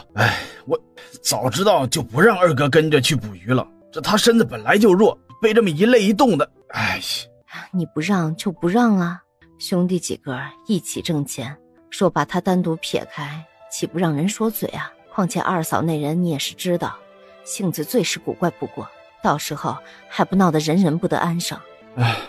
不论如何，二哥是跟着我们捕鱼才受的寒。以后他的药钱啊，我和大哥各出一半。这次二哥去看病，二嫂1文钱都不拿，还是娘给了1贯。那咱家出多少钱啊？一剂药800多钱，还不是顶好的，估计啊得2、3贯吧。这一副药竟然要这么多，往常伤风咳嗽不都是20、30文一剂吗？药里啊有参片跟阿胶，郎中说二哥这病啊得慢慢温养，这人参和阿胶啊必不可少。春娘，这次二哥病情危重，我与大哥不能坐视不管，所以你多担待些。我知道，那要多少啊？暂时不急，3天后请郎中来复诊时，你再取1贯给我。好。2天后，江二郎病情不仅没有起色，反而越发严重。老二啊，你咋样了？我的儿啊，有哪里不舒服，跟娘说呀。此时江二郎眼眶凹陷，抖动嘴唇，说不出话来，只看着爹娘默默流泪。二郎啊，你好好的喝药，我这就让你三弟去镇上请郎中，乖儿别怕啊，你会好的。江二郎无力点点头。二郎啊，没事的啊，你就是受寒发热，没什么大不了的，过几日就会好了。江二郎眼泪汩汩而下，低低一声，偷偷跟进来的殷宝见状，心里也很难受。他溜到小桌旁，趁大家都没注意，悄悄将一大把已经捣成汁的无顶汁放进了药碗，拿起勺子搅了搅，脑袋忽然被人拍了一下，吓了他一跳。别淘气，走，赶紧回家去。二伯伯会好的，爹爹，你给他好好喝药呀，别弄洒了。爹知道，宝儿，回家告诉你娘，等会儿啊，我要去镇上一趟，让他递1贯钱过来啊。祝你们家好心，一个个黄鼠狼给击败你，我的命好苦啊。殷宝皱了皱眉，这二伯娘还真是不懂道理。殷宝心里厌烦，迈开小短腿出了大门，就见二妮儿站在门口抹眼泪，3岁的虎子蹲地上玩雪。那给你吃，甜的。虎子接过鼻涕就咬一口，连皮儿啃得喷喷香，好吃。殷宝揉揉鼻子，回到家跟阿娘收了老爹的交代，爬上炕逗弟弟玩。吃娘开钱箱取出1贯钱，匆匆出门给夫君送去。翌日昨儿个夜里啊，二哥睡得很沉，这都没怎么咳嗽，今儿一早竟然退热了。真的呀？哎呦，这太好了，二哥这是要好了吧？应该是。哎呀，还是昨日开的药管用，这吃了1顿就有起色了。哎呀，就是太贵了。哎，这一剂就要1罐多。春娘没接话。中午，江三郎在二哥家院子里用药罐熬药。宝儿吃过饭了？阿娘让你也回家吃饭。冷氏这里可不会准备老三的饭，她甚至都不愿给丈夫熬药。好，等你二伯喝完药啊，爹就回家。江三郎说着，揭开药罐子看了看，见差不多就撤了炭火。宝儿，你先回去，爹马上也回了啊。我等爹爹一起。好，那你不许淘气啊。宝不淘气，宝要看望二伯伯。英宝蹦蹦跳跳地跟在老爹身后，跑进了二伯住的西屋。爹，娘带弟弟去舅舅家了，他说外婆婆不舒服，去看一眼就回来。知道了。英宝诧异，二伯娘冷氏竟然在这种时候带着虎子回了娘家。来，二哥，该喝药了。江三郎将药碗放在小桌上，回头瞪一眼小闺女，眼神警告她不许乱动药碗，这才去扶二哥起身。英宝他还什么都没干呢。二妮姐，咱们去大伯家找大妮姐好不好？英宝自知现在没可能将吴鼎之偷加进药碗，只好退而求其次。不去，我要照看爹爹。英宝撅起嘴，蔫蔫地走出屋子。二哥，你先睡会儿啊，我呀回去一下就来。宝，过来，跟爹回家了。爹，二伯吃饭了吗？咱们要不要给他送饭呢？已经吃过早饭了。江三郎抱着闺女往家走。中午啊，你大娘会煮粥送过来的，不用咱们家送啊。回到家，见老爹去屋里吃饭，他噔噔噔往大伯家跑去。英宝，书都放在桌上，你自己去看吧，我要去踢球了。大妮姐姐呢？在灶房烧火呢。说着，元宝已经跑远。灶房，大妮儿姐果然在烧火煮粥。大妮姐姐，你在煮粥吗？是给二叔煮的。哦，那过会儿你要给二伯送去吗？等煮好就送去，回头我给你留点儿。不要，我已经吃饱了。我帮你盛粥好不好？好，那你小心些，别弄洒了。放心吧，我不会弄洒的。不一会儿，粥煮好，英宝怕大妮儿反悔，立刻将竹勺抢在手中，站上了凳子。大妮儿，英宝避开大妮儿异样的眼神，用竹勺一下下舀粥。你小心些。英宝趁机将半碗的无顶汁倒进了罐子里。英宝，你赶紧下来吧，别摔着。立刻用碗盖上罐子。我去二叔家，你要不要一起？要的。于是大妮儿一手牵着小堂妹，一手拎着粥罐，来到了二叔家。二伯伯，起来吃粥喽。二伯不饿，暂时不想吃。二伯伯，你要吃了粥才好得快呀。大妮姐姐好不容易才熬好的呢，你要是不喝的话，大妮姐姐会伤心的。大妮儿这无辜躺枪。好，大妮，给我盛半碗吧。就这样，江二郎勉强吃了半碗粥，又躺下睡了。又一天，英宝一早起来就在碗里打一只双黄蛋，再搅拌一些无顶汁糊糊，和池水进去，放锅里蒸好，再送去给二伯伯吃。一晃数日，江二郎身体渐好，已经能下炕四处走动。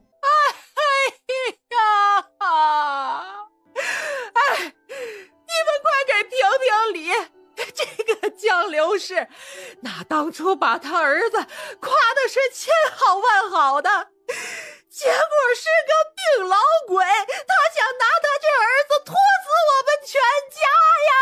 哎呀，这还是不是人呐？哎呀，告你们骗婚！哎呀，我这苦命的闺女儿啊！哎呀，这怎么回事啊？二弟妹他娘来咱家闹腾，逼二弟跟他闺女和离，还说咱家当年隐瞒二弟病情，要咱家给他30两银子补偿。30两？那二哥怎么说？二郎被气倒了，我去看看。江三郎迈步进了院子。二郎啊，别生气，你的病已经好了。今儿里郎中都说了，只要再养些日子，就康康健健。好孩子呀，你可别再吓娘了。江三郎见二哥被曹婆子气成这个模样，不由得攥紧拳头，一转身出了屋。娘，儿子让你操心了。娘不操心呐，娘只要你好好的。儿啊，你千万想开一点儿啊！娘，既然冷家想和离，就和离吧，但要我拿30两是不可能的。冷氏知道家里情况，咱们弟兄几个已分家，没道理我和离还要爹娘与兄弟几个替我掏银子。这次生病，冷氏的表现彻底寒了江二郎的心。第二天，江二郎出面跟冷家人说，他同意和离，但要求冷氏将儿子虎子带回来，两人面对面商谈和离事宜。于是冷氏在下午带着虎子回家，俩夫妻在桌子两旁相对而坐。你一定要和离吗？冷氏默不作声。是因为我的病，可我已经好了，李郎中都说了，我已经完全康复了。冷氏依旧垂头不吭声。你是不是有什么难处？说出来，咱们一起商量商量。二郎，我的难处就是嫁给了你，这些年我过够了穷日子，你放过我，咱们和离吧。好吧，既然你心意已决，我成全你，希望你从此安好。宝想要哪一个？不要。几人呼呼啦啦的挤在人群中，各自去看稀罕玩意儿。江城、江泉兄弟俩一晃就没影儿了，急得江三郎大声的叫喊：哎，你们两个别走散了，回头啊，我在外头等你们一起回去啊。知道了，三叔。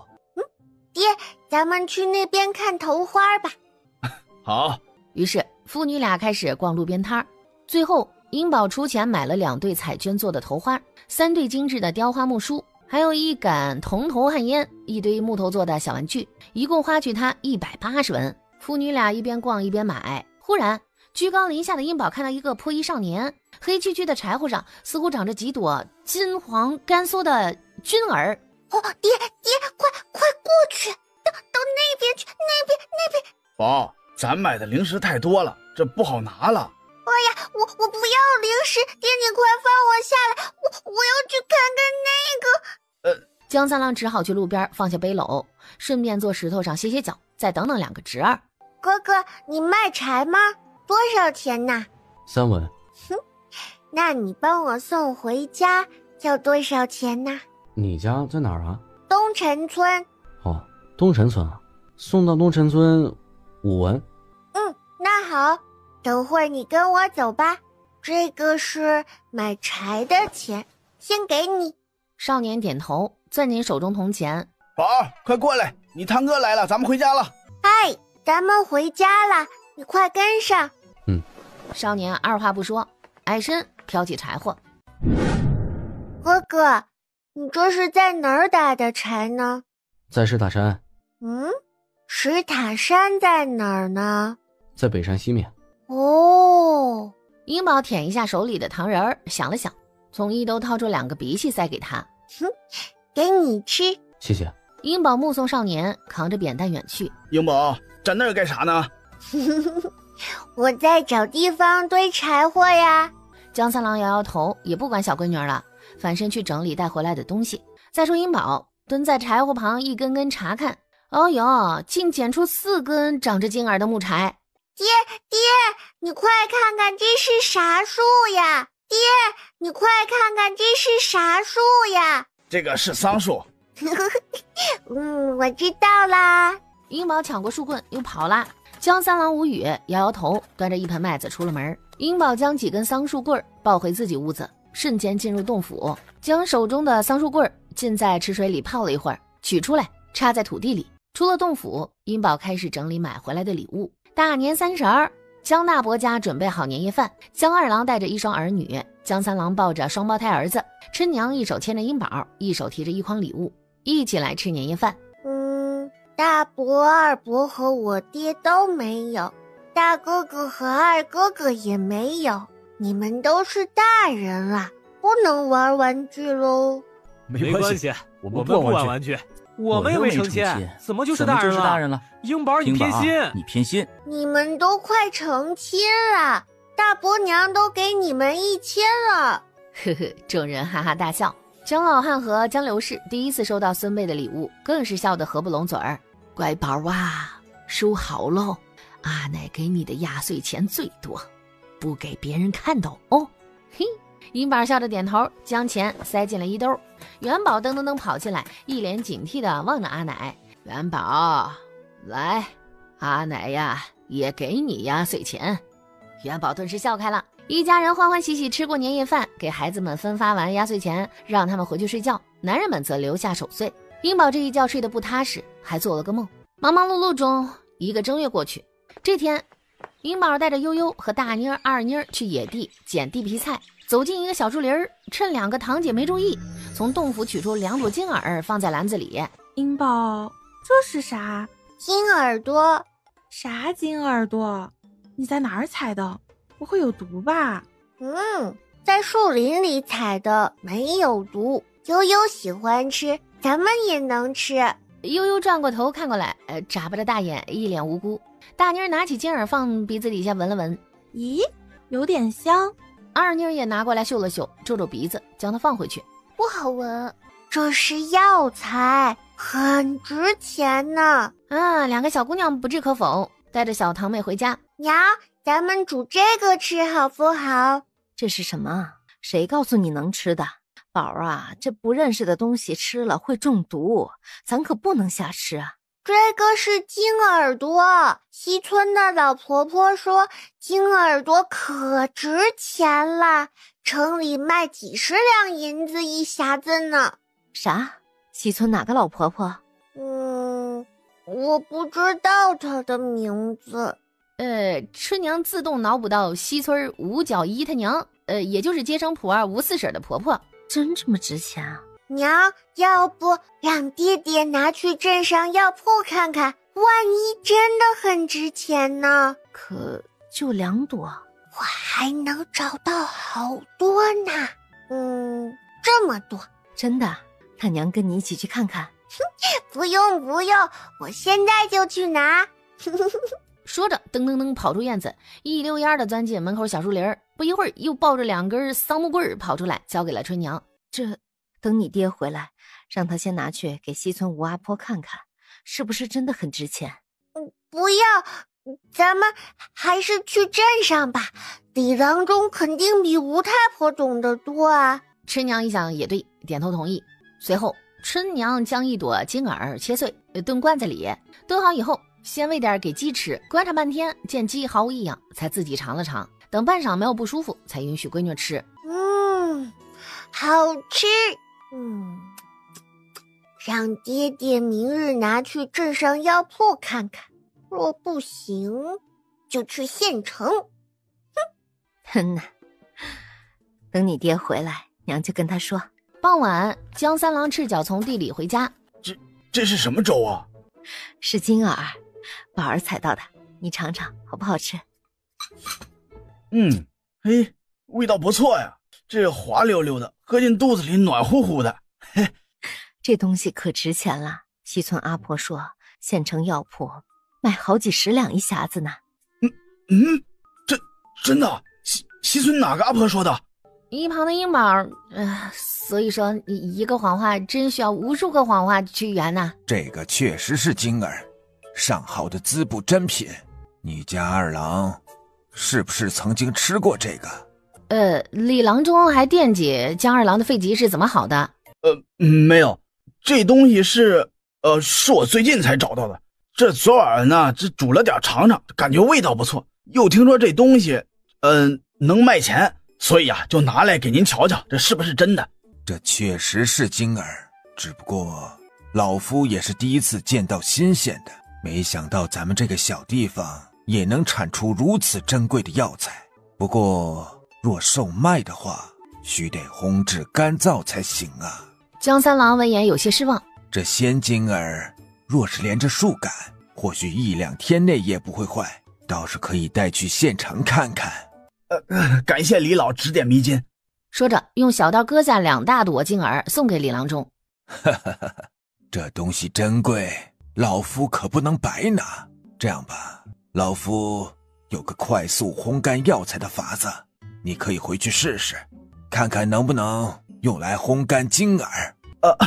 那感情好，多谢赐教。李郎中拿起笔在纸上画了一个大概模样。老夫年少时曾跟师傅学过烘焙学儿的办法，估计跟金儿差不多。江三郎认真聆听李郎中的讲解，从药铺出来，他直接回了家，将李郎中的话跟春娘说了。李郎中还说了，只要咱们能找到更多的金耳，若烘干后的品相不错呀，他可以按10贯1斤收购。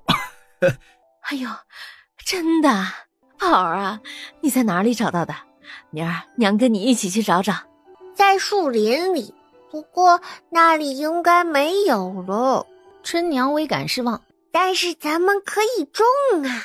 英宝指着2根桑木上的金耳，就用这些当种吧。咱们找点枯桑木回来，在上头挖几个洞，将金耳根部分开，种在枯树上啊。啊，这样真的可行？这应该可行，听闺女的，咱们就种种看。说干就干，江三郎立刻上山捡了好些枯桑木背回来，种好金耳，再撒上水，将桑木放置在新搭建的竹棚内，等待出军。英宝啊，在树林里捡到的金耳，今儿啊被我拿去卖了，这得了4贯多钱。4贯多？那个金耳莫非金子做的？怎么这么值钱？比金子还值钱呢！我又育了一批，如今啊也才冒芽，等长熟了，我就将金耳根分给大哥二哥一些，教你们也育点。江大郎、江二郎欣然点头。4月梦下，李老伯，我这又烘了一些金耳，您看看能收不？拿来看看。江三郎将背篓放在柜面上，揭开上头的麻布。三郎，你从哪里寻这么多金耳啊？不是寻的，是自家种的。怪不得，难怪个个都差不多大小，颜色也这般纯正。三郎这是下了不少功夫啊，制得不错。若好好保存，可1年不坏。得找个东西密封起来才行。扭头吩咐小孙子，让他去拿2个八斗过来装金耳。小孙子一溜烟跑去后堂，一共3斤整，按10贯1斤算，应该付给你30贯钱。三郎是要铜钱还是要银锭啊？银锭吧，就要银锭，方便携带。李郎中也笑了，让小孙子过来放金耳，他去后院取银子。这次他拿的是5两的银锭，一共6锭。李老伯，我家里还有一些金耳呢，您还要吗？啥？还有？啊，我家这次种的多，今儿啊拿来的不过4成。三郎，实不相瞒，老夫收的这些金耳也只暂时存放，毕竟食用汤补多数在秋冬2季，现今老夫只能收这么多了，再多的话也没有现银支付。要不你送县城大药铺看看？哦，明白了。多谢李老伯提点。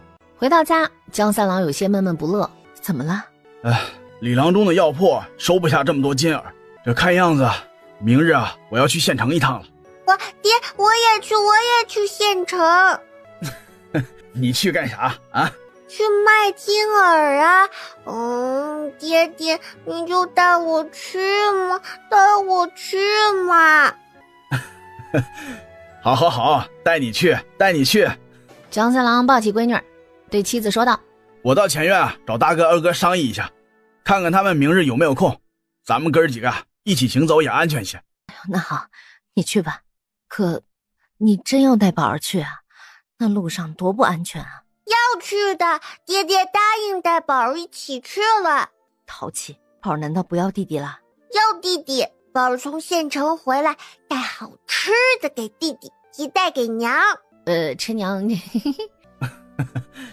就让他去吧，到时候啊，将大成也带上，让他呀背着宝。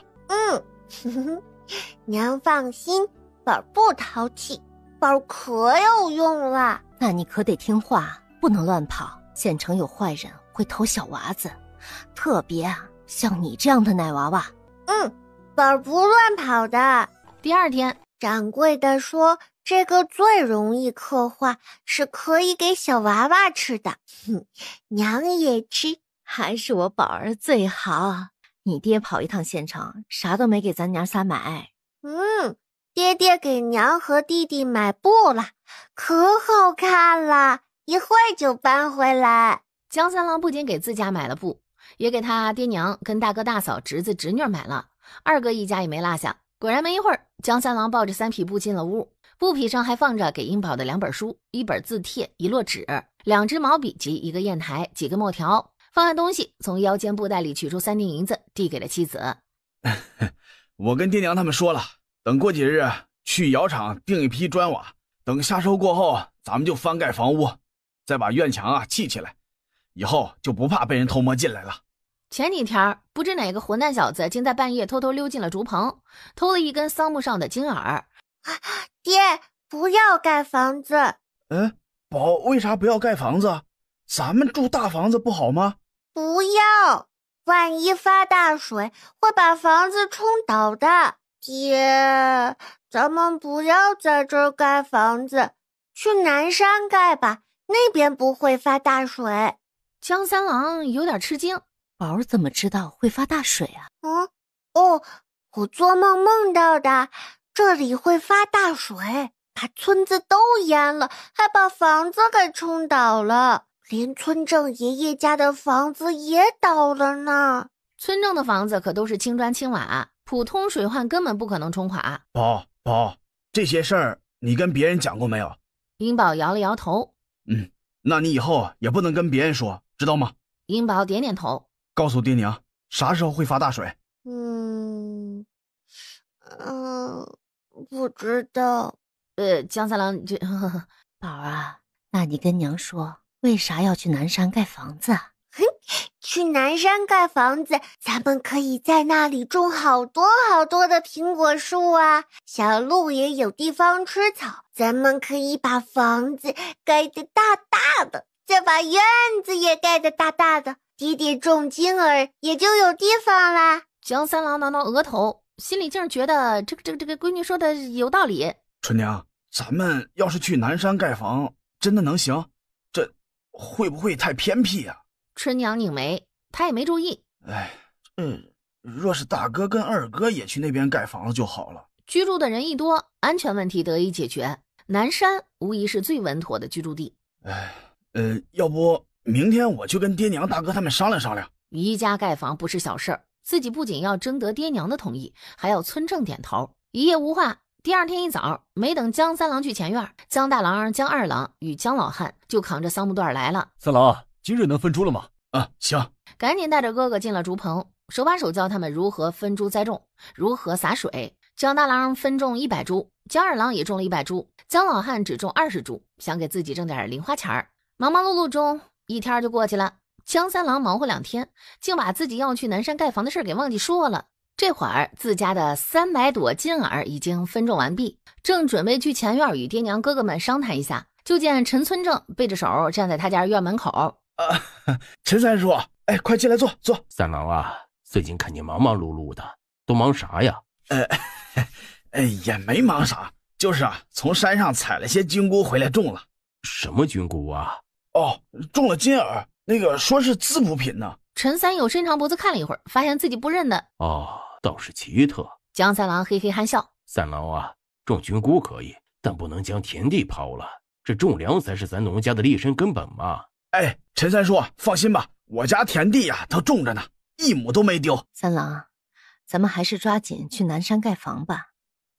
哎呦，我这些日子连觉都睡不好。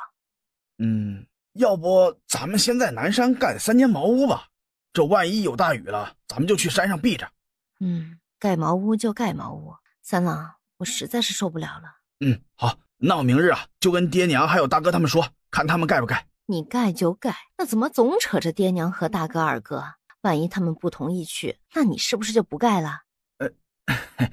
哪能啊，我这不是想着，若是真哪天发大水了，那他们盖个屋子在南坡也有个落脚的地儿吗？那你还等什么明天？现在又不晚，赶紧去跟你大哥二哥说呀。我这就去。英宝不知道，因为自己一句话，竟真的让爹娘决定在南山盖房了。不仅爹去盖，还把大伯二伯也拉上一起去。这会儿他正在洞府里头忙碌，在5根桑木上种雪耳。从洞府出来，就见窗外乌云密布，已经落雨。大哥跟二哥同意跟咱们去南山盖房了，这等着雨停了，我就去请李大勇兄弟帮咱们打土坯，到了秋天便动工。春娘抿嘴笑了，那还是盖土坯房吗？暂时咱们先盖3间土坯房，等咱们再挣些钱了就盖砖瓦房。哟呵，这么多荸荠！二哥，你快些过来摘，这么一大堆，咱们摘不完。江泉走过来，放下背篓和抄网，蹲下身摘荸荠。英宝，你怎么找出这么多荸荠？以前我怎么没看到？你只想捉鱼捞虾，当然看不到了。江泉摸摸鼻子，竟觉得小堂妹说的有道理。二哥哥，这些荸荠咱们肯定吃不完，明天正好逢集，不如拿去镇上卖了吧。好，明日我就背去集上。我也去。他要去集上给小鹿订个皮鞍子，以后就能骑它走远路啦。啊，你去干啥？我就要去，我会自己走路，不要你背。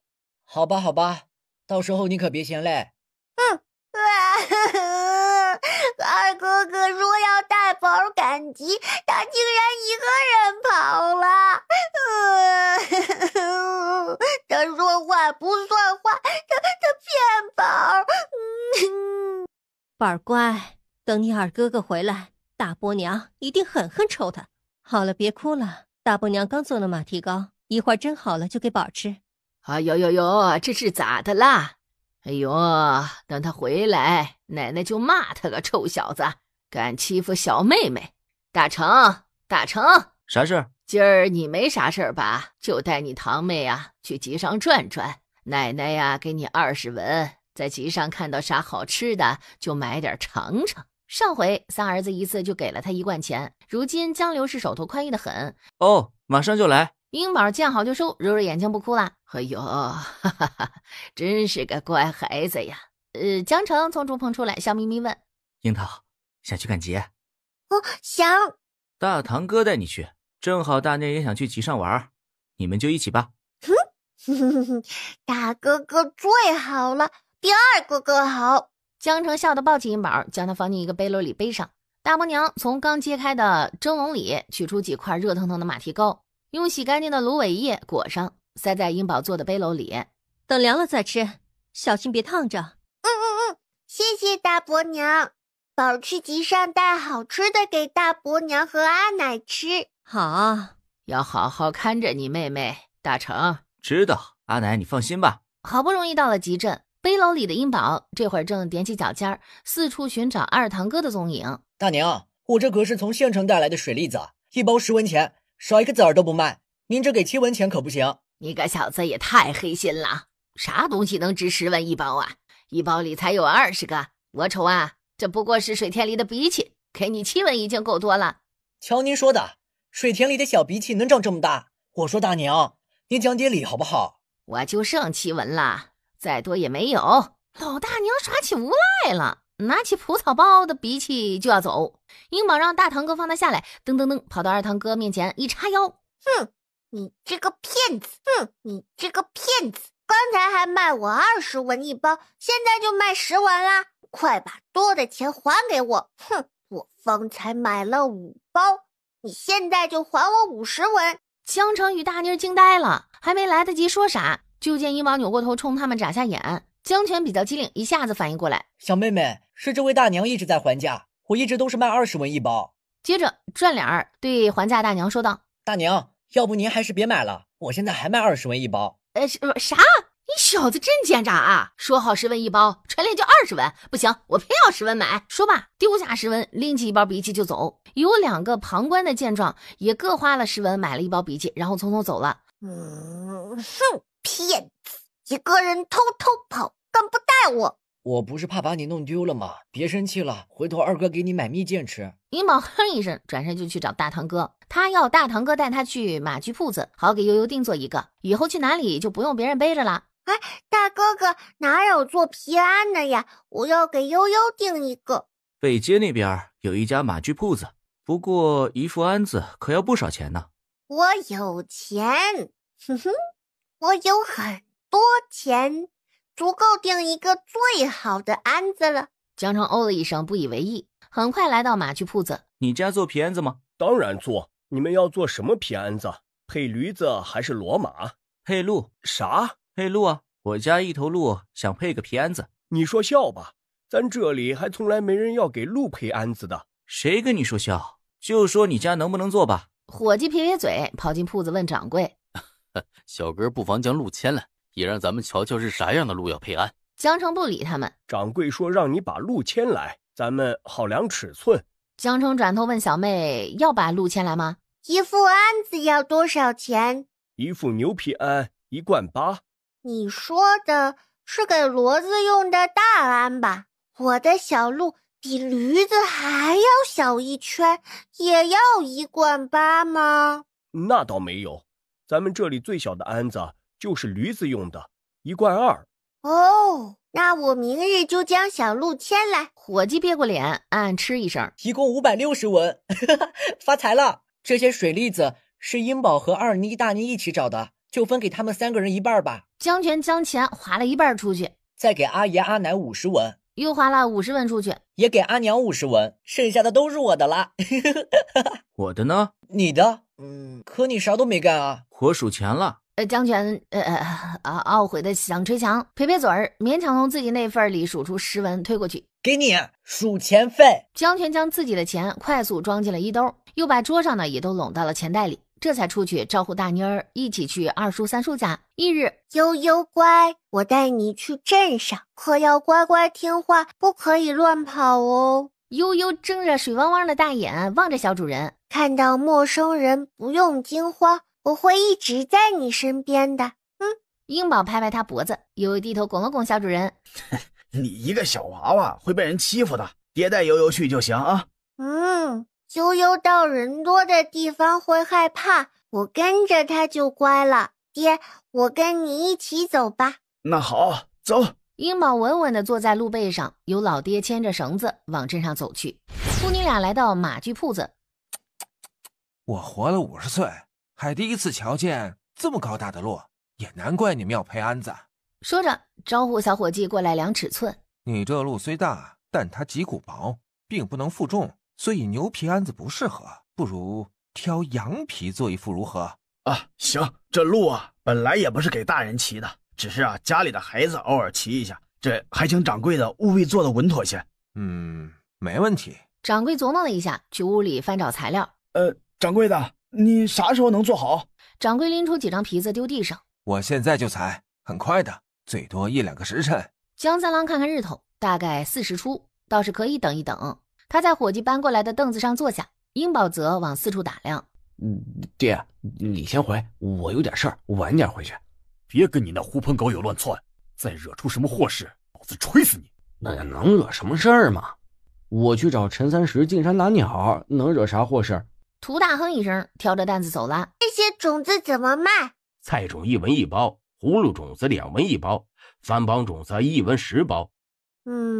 除了青菜种子，其余的我都要了。得嘞。货郎很高兴，将青菜种子挑出来，其余的分门别类数了数，全给了小娃娃，一共200文不到。等回家呀，爹再给你1罐。宝，饿不饿？英宝眨眨眼，从兜兜里摸出几个煮熟的荸荠递给老爹。你这兜兜怎么装了这么多东西啊？爹爹饿了就赶快吃吧，宝不饿。江三郎接过来咬一口，哇塞，竟是熟的。宝真不饿呀？宝这里还有呢。江三郎失笑，将自己手里的荸荠一个个吃光，也不知是不是天气转暖，他只觉得有股暖流流向了4肢经脉。回头带我回家。来，先试试，不合适再调。绑好皮鞍，系好缰绳，江三郎将小闺女儿抱上鹿背，催着悠悠走了一圈，简直爽翻。江三郎付了钱，笑眯眯跟在悠悠身旁往回走。哎呦，宝慢点。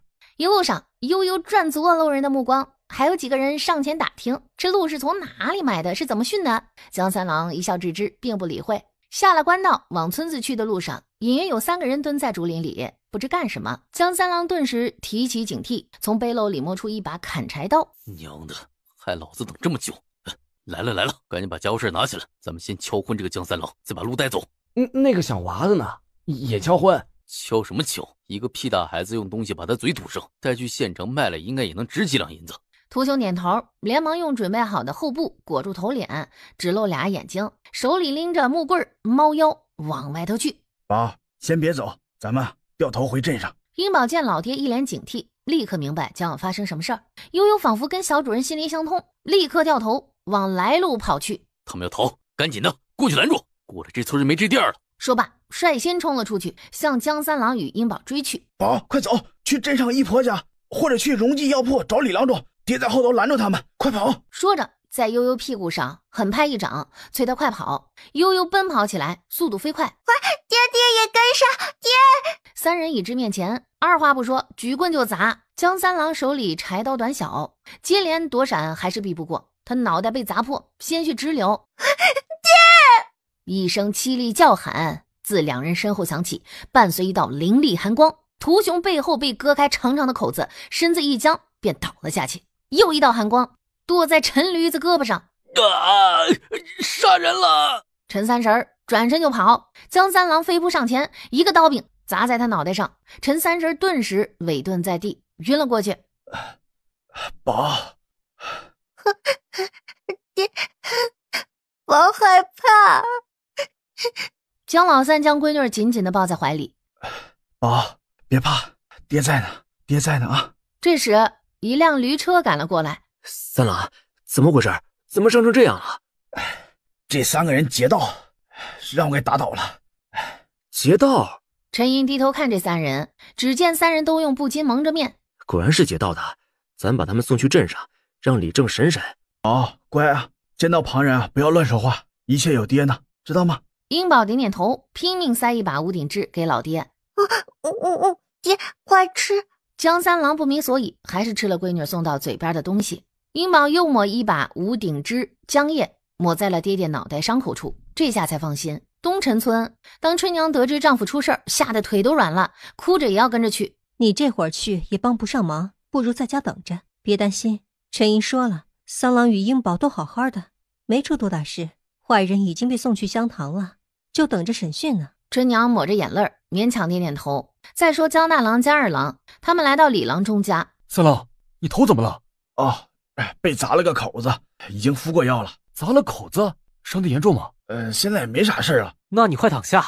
啊，没事，我呀还要去香堂那边看看呢，不能躺了。他也不知睡了多久，想必李正审讯已经结束。到底怎么回事？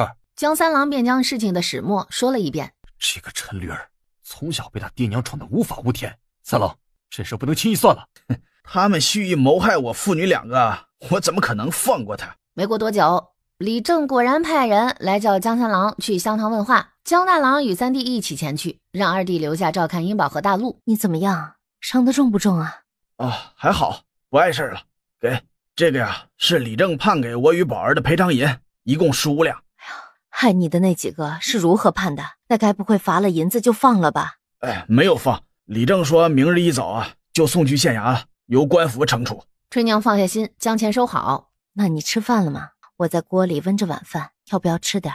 哦，吃过了，在大哥家呀吃的鸡肉粥。宝今日啊精神不济，李郎中说他可能受了惊吓了，便给开了一副安神药喂他喝了。今晚啊，便让宝儿跟你睡吧，你照看一些，我去西屋。好。江三郎洗漱完，直接躺倒睡下。这时春娘又端来一碗金耳粥，硬是要他喝完再睡。春娘给丈夫盖好被子，这才回到东屋，又端了一盆水给闺女擦洗小脸小手。英宝眼皮微动，正陷入前世梦境中。平儿，今日家里来了贵客，你不是在武春院学过胡旋舞吗？就给客人演示一番，你爹能不能做官就在这位贵客身上了，所以你一定要好好表现，千万别得罪贵客。你怎么不让你二闺女去？我人小貌丑，怕污了贵客的眼。你这个小贱人，敢这么对你娘说话，不过是让你跳个舞，又不是让你接客，装什么纯良？英宝不理他，撒腿就往外跑。跑至院门口，忽然撞上生父陈昌平。陈莹，随我来。陈平说着，朝妻子使个眼色，示意他离开。英宝迟疑片刻，还是跟随生父进了他的书房。陈莹啊，你母亲脾气向来急躁，对你未免粗暴了些，你别怨她。英宝破天荒头一次听生父说生母韩氏的不是，有点疑惑。这些年呢，你在外头吃了辛苦，所以怨恨你母亲，这些我都不怪你。英宝暗自嗤笑，她那也是为了你好。你看看你，身为晚辈，自小便顶撞你母亲，还做了很多错事恶事，如何不让你母亲气恼？几年前送你去外头，也是因为你太忤逆，太不服管教，你娘亲无奈才做出如此决定。所以他把我赎回来，是觉得我已经被教养好了？哎，天下无不是的父母，你要明白何为尊长，何为孝道，逆来顺受才是做子女的本分呐。英宝沉默。陈莹，吴家下晌有贵客临门，这个家能否辉煌腾达，你与二姐能否找到好婆家，全系在此人身上。所以为父希望你好好待客，千万别丢了为父的脸面。只要你这次乖乖听话，别再犯倔，以后你想要什么，为父都答应。哼，若我想要50两银，外加一份户籍录印呢？可以。真的？那你先发誓，之后一定给我50两银还有录印，并且放我离开。为父发誓。好，可我只会胡旋舞，别的都不会。就跳胡旋舞好了。傍晚，家里果然来了几位衣着华贵的贵人。酒过三巡，英宝在韩氏的推搡下进入正厅，赤脚站在圆盘上跳起胡旋舞，看得众人目不转睛。中年文士显然很高兴，当即赏了他一块玉璧，拿着玉璧高高兴兴回了自己屋子，换下舞裙，穿上自己的棉衣。这时二姐陈昭与快9岁的陈旭走了进来。陈旭看到英宝床上的玉璧，一把抢在了手里。二姐陈昭故意挡住英宝，让陈旭跑出门去。混蛋！宝儿啊，宝儿，你醒醒！英宝被人晃醒，茫然地睁开眼睛。宝儿，做噩梦了。英宝紧紧地抱住阿娘，幸好那是梦，幸好又回来了。宝儿啊，饿了没？都已经中午了，你这一觉啊，睡得可真沉，阿娘都叫不醒你。娘，我饿了。那娘去将午饭端来，你赶紧去洗漱吧。英宝转头瞧见2个弟弟，小杰、大武，等会儿姐姐教你们读书可好？小杰将手指从嘴里取出来，湿哒哒的拍在小姐姐凑过来的脸上，嗷的叫了一声，似乎在应答。小武忽然转过头，一巴掌呼在小哥哥脑门上，还抓起小哥哥的小胖手就咬。哎呀，小武怎么咬哥哥了？英宝赶紧的将小武抱开，小杰哇哇大哭，举起被咬的小手向阿娘告状。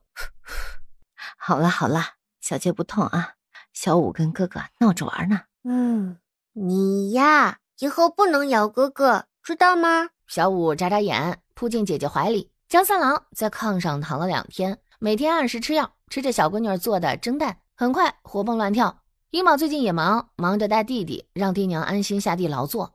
元宝的学堂也放了农假，他与虎子经常过来逗小堂弟玩耍。一晃几日，村里的麦子基本收割完，有的已经脱完粒儿，只剩晒谷。三郎，求求你了，赶紧去县城帮我家驴儿说说情吧。你莫不是求错了地方了？三郎，都是我家驴儿不好，不该听那该死的陈三石撺掇。可你不是啥事没有吗？能不能去县老爷那说一声，放过我家驴儿？我求求你了。你说我啥事没有？哼，来，你看看，你眼睛瞎了吗？啊，我这里这么大块疤是谁造成的？啊，谁造成的？我夫君差点被你家陈驴儿几个害死，你竟然说没啥事儿？那你能不能借我点钱，我好把儿子赎回来？你怎么有胆量上我这借钱来了啊？谁给你的脸啊？啊！我借钱又不是不还。三郎，救人一命胜造7级浮屠，你就行行好，这大不了等我家驴儿回来，认你做干爹，一辈子帮你家干活。滚！那能不能将你家鹿借给我？等我家驴儿回来，再去山里猎1头还你。不，猎3头还你。江三郎气得举着木锨追过去，吓得陈二狗夫妻撒腿就跑，一溜烟跑没影了。可真够臭不要脸的，那纯驴难怪敢拦路抢劫，他有这样的爹娘，能学好才怪呢。不行，我得去找陈组长，让他呀出面解决此事。你去吧，我瞅陈二狗不定要闹什么幺蛾子。江三郎丢掉手里的木锨，迈步往陈组长家走去。宝儿啊，真能干。哼，我还煮了荸荠呢，让元宝和虎子带了一些回去，还有一小盆。娘，你先尝尝。你又去找荸荠了？带着弟弟一起去的？没有啊，我自己一个人找的。宝儿啊，这以后出去玩最好与你哥哥姐姐一起。娘你放心，我以后会跟大妮姐他们一起的。春娘做好菜，一家人坐下吃饭。三郎啊，这陈组长去西村怎么说？陈小狗说是陈老栓撺掇的，陈组长便去他家里训了一顿，这事儿大概是不了了之了。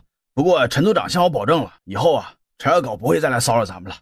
那就好。吃完饭，江三郎收拾碗筷去洗，春娘烧水给孩子们洗澡换衣，再满地乱爬，揍死你！小杰嘿嘿笑，小五皱起鼻子，扭转身子四处寻找姐姐求安慰。英宝这会儿趴在西屋桌上，如今他的字已经有模有样，虽没啥风骨，却很娟秀端正。哎呦，师兄啊，您怎么亲自来了？幸之别来无恙否？弟承蒙师兄挂念。师兄啊，您快随弟进屋来坐。这是吾长孙横川，横川呐，这是吾的五师弟，快来见礼。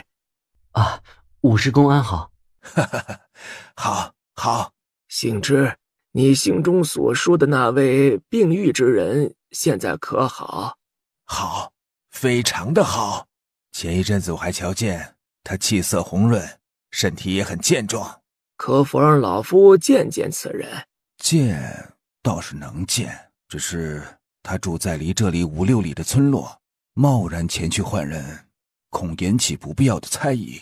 而且现在是农忙季节，不是换他来见，老夫想亲自去他家拜访。那倒是可行的，江家人良善随和，您去了，他家必然扫榻相迎。幸之啊，可否让老夫看看你记录的脉案？当然。李郎中捧来一个大册子，递给了师兄温景言。师兄请看。想温爷爷要收我做徒弟吗？二郎，这位温老先生想来给你把把脉。江二郎上前见礼，互相又介绍一番，几人走进堂屋。温景言给江二郎把脉，果然见他非常健康。江小哥身体康健，可喜可贺。江二郎挠挠后脑勺，尴尬笑笑。坐了一会儿，温景言3人起身去外头闲逛，却一直没有要走的意思。哎呀，江老汉一看自家势必要留饭啦，席上自然而然聊到江家种金耳的事儿。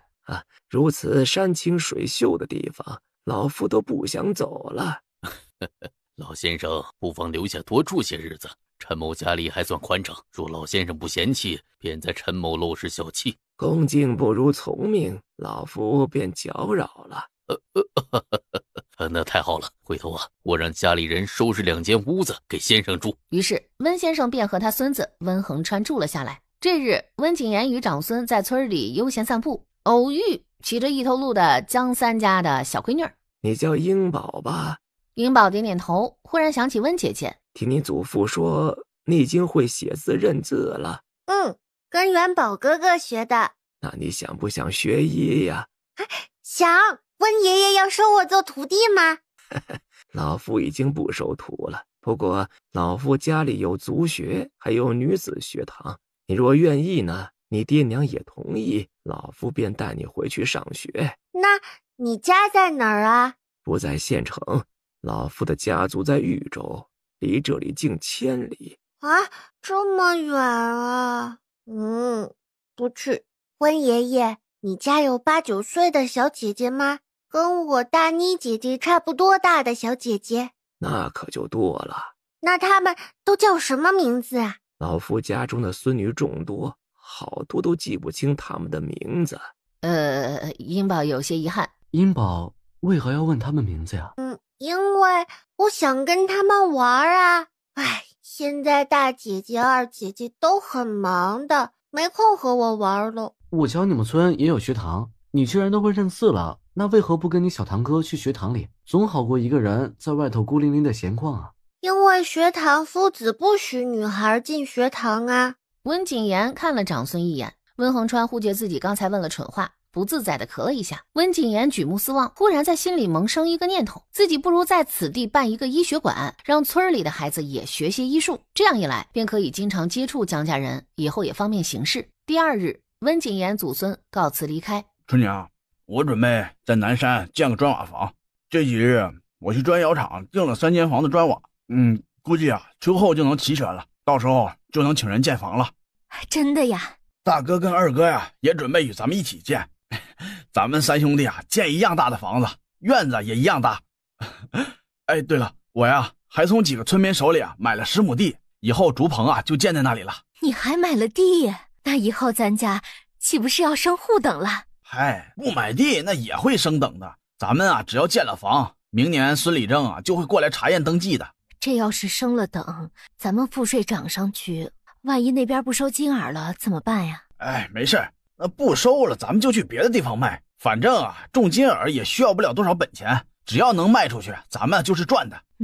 那把院墙砌高点，南山那边僻静，终归不安全。那是自然，你放心吧，这即便盖好了呀也暂时不会去住的，等明年开春了，咱们和大哥二哥一起搬过去。1个多月后，南山的房屋终于完工，但还不能住人，因为新房必须等潮气散尽才可以入住。恰好此时最后一批金耳也成熟了，江三郎与妻子又赶紧的采收并开炉烘干，这么一忙就将俩儿子的周岁生辰给忘了。哎呀，随便下碗长寿面吧，这臭小子的过啥生辰呢？那他们爹也从来不过生辰呢。春娘嗔怪瞪他一眼，温姐姐猜对了。转眼元春已过，又是一年新开始。三郎啊，咱们村来了一户外地人，那外地人还要在咱们这里办女学堂呢。啥？办啥学堂？我说呢，这怪不得族学那边新砌了个房子，说是教女娃娃学习医术的学堂。学医术？那倒是不错，正好啊，让宝也学学。英宝听到这么一耳朵，立刻好奇起来，骑上鹿背，他要去瞧瞧外地人啥样。你是谁家孩子？江三郎家的。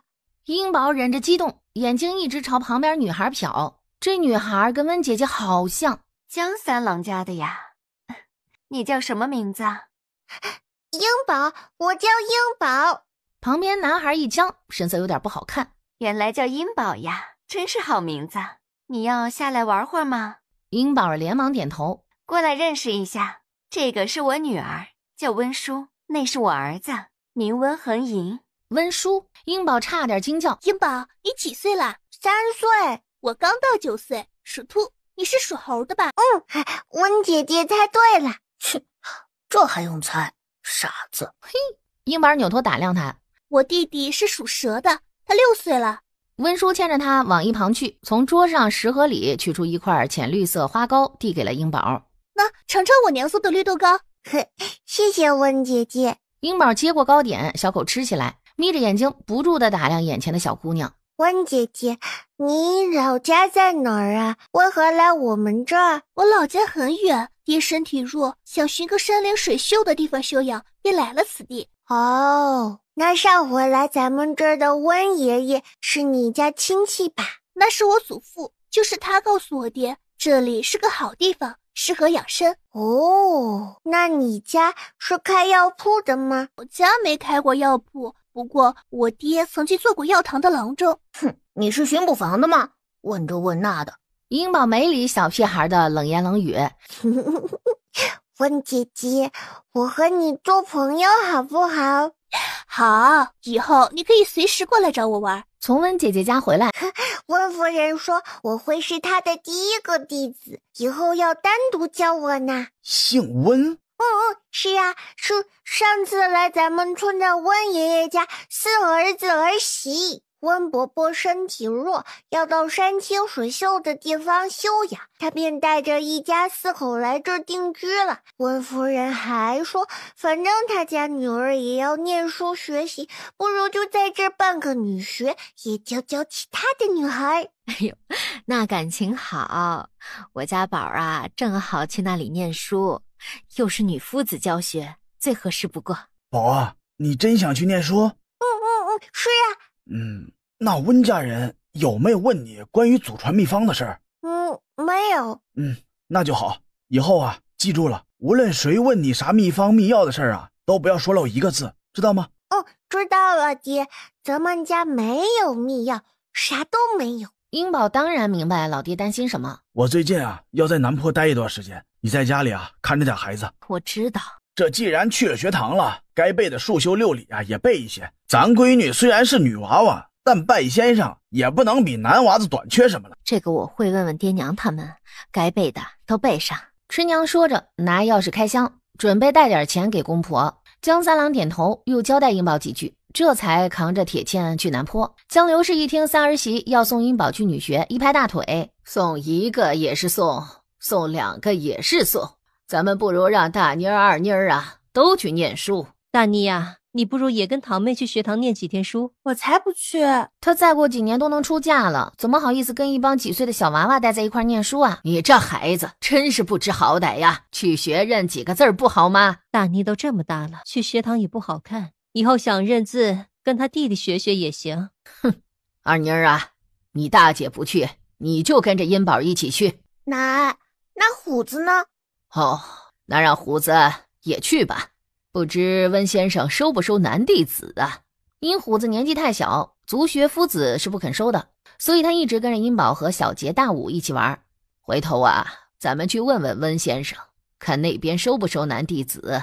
这些备礼也不知够不够，不够啊，我再回去拿。备英宝一个用不下这么多，不过束修也得一同备上，有这2贯钱也差不多了。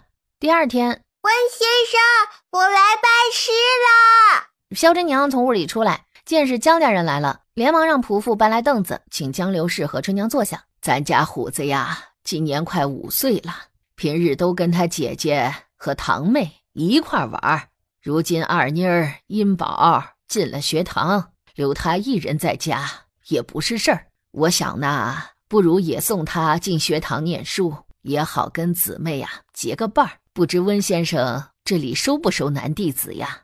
按理是不收的。我夫君虽也教学，但他只负责给孩子开蒙，若想以此考科举，可就不行了。言下之意，他夫君学识有限。哈哈，他才多大呀，哪里就要考科举了？还请先生收下他，随便教几个字儿就成。那便先留下，回头我跟郎君说一声。哎呦，那感情好。就这么，英宝和二妮儿、虎子同时进温家学馆念书。几天后，英宝与二妮儿、虎子也在学堂牌匾挂上的第2天正式上学。结果进学堂一看，竟只有自家3姐弟，外加温姐姐和那个叫温恒银的男娃。我家的鸡每天能下10几个鸡蛋呢，温姐姐带一点回去，煮着吃可好吃了。那我回去做绿豆糕给你尝尝。女孩子的友谊往往先建立在吃上。温恒银对女孩子之间的唧唧歪歪没兴趣，他只喜欢威风凛凛的大鹿。前几天他第一次瞧见那小娃娃骑着鹿过来，差点闪瞎他的狗眼。几个孩子看完鸡，又跑去江大伯家的猪圈看猪。江大伯家京春买了一只健壮的黑花母猪。温姐姐，你来喂它。温叔接过来，一颗颗递给母猪吃。温恒银见母猪吃得欢快，忍不住手痒，也拿荠菜投喂过去。不知不觉一下午过去，两姐弟依依不舍离开，手里提着英宝送的一小篮鸡蛋。嘿，小杰、大武怎么啦？小杰鼻头都红了，大武也靠在姐姐身上。弟弟这是受委屈了，宝儿姐姐下学都没带弟弟玩。哎呀，那下次姐姐一定带你们一起，好不好？那姐姐读书给你们听。俩小只点点头。那姐姐读书给你们听。俩小只点点头。现在是姐姐读书给你们听，以后呢，小杰和小武要读书给姐姐听哦。好。那这是我做的，里头加了蜂蜜，可好吃了。原先做了很多，不知怎的少了一半，估计是让阿弟拿去吃了。谢谢温姐姐，你真好。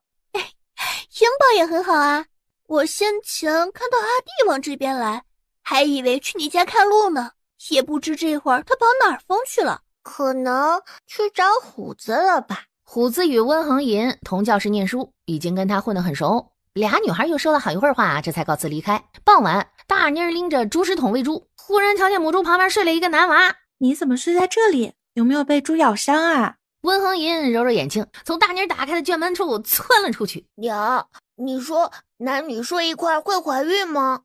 可能会吧。那一公一母睡一块也会怀孕吗？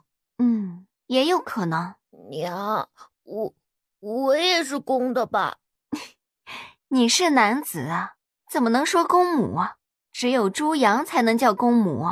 娘，那我到底算不算公的？哎呀，小珍娘被儿子这话问得无语，只好认真说道：“当然也算，但不能这么说。”哦，温恒银垂头丧气回自己屋。小杰、大武，赶快过来喽！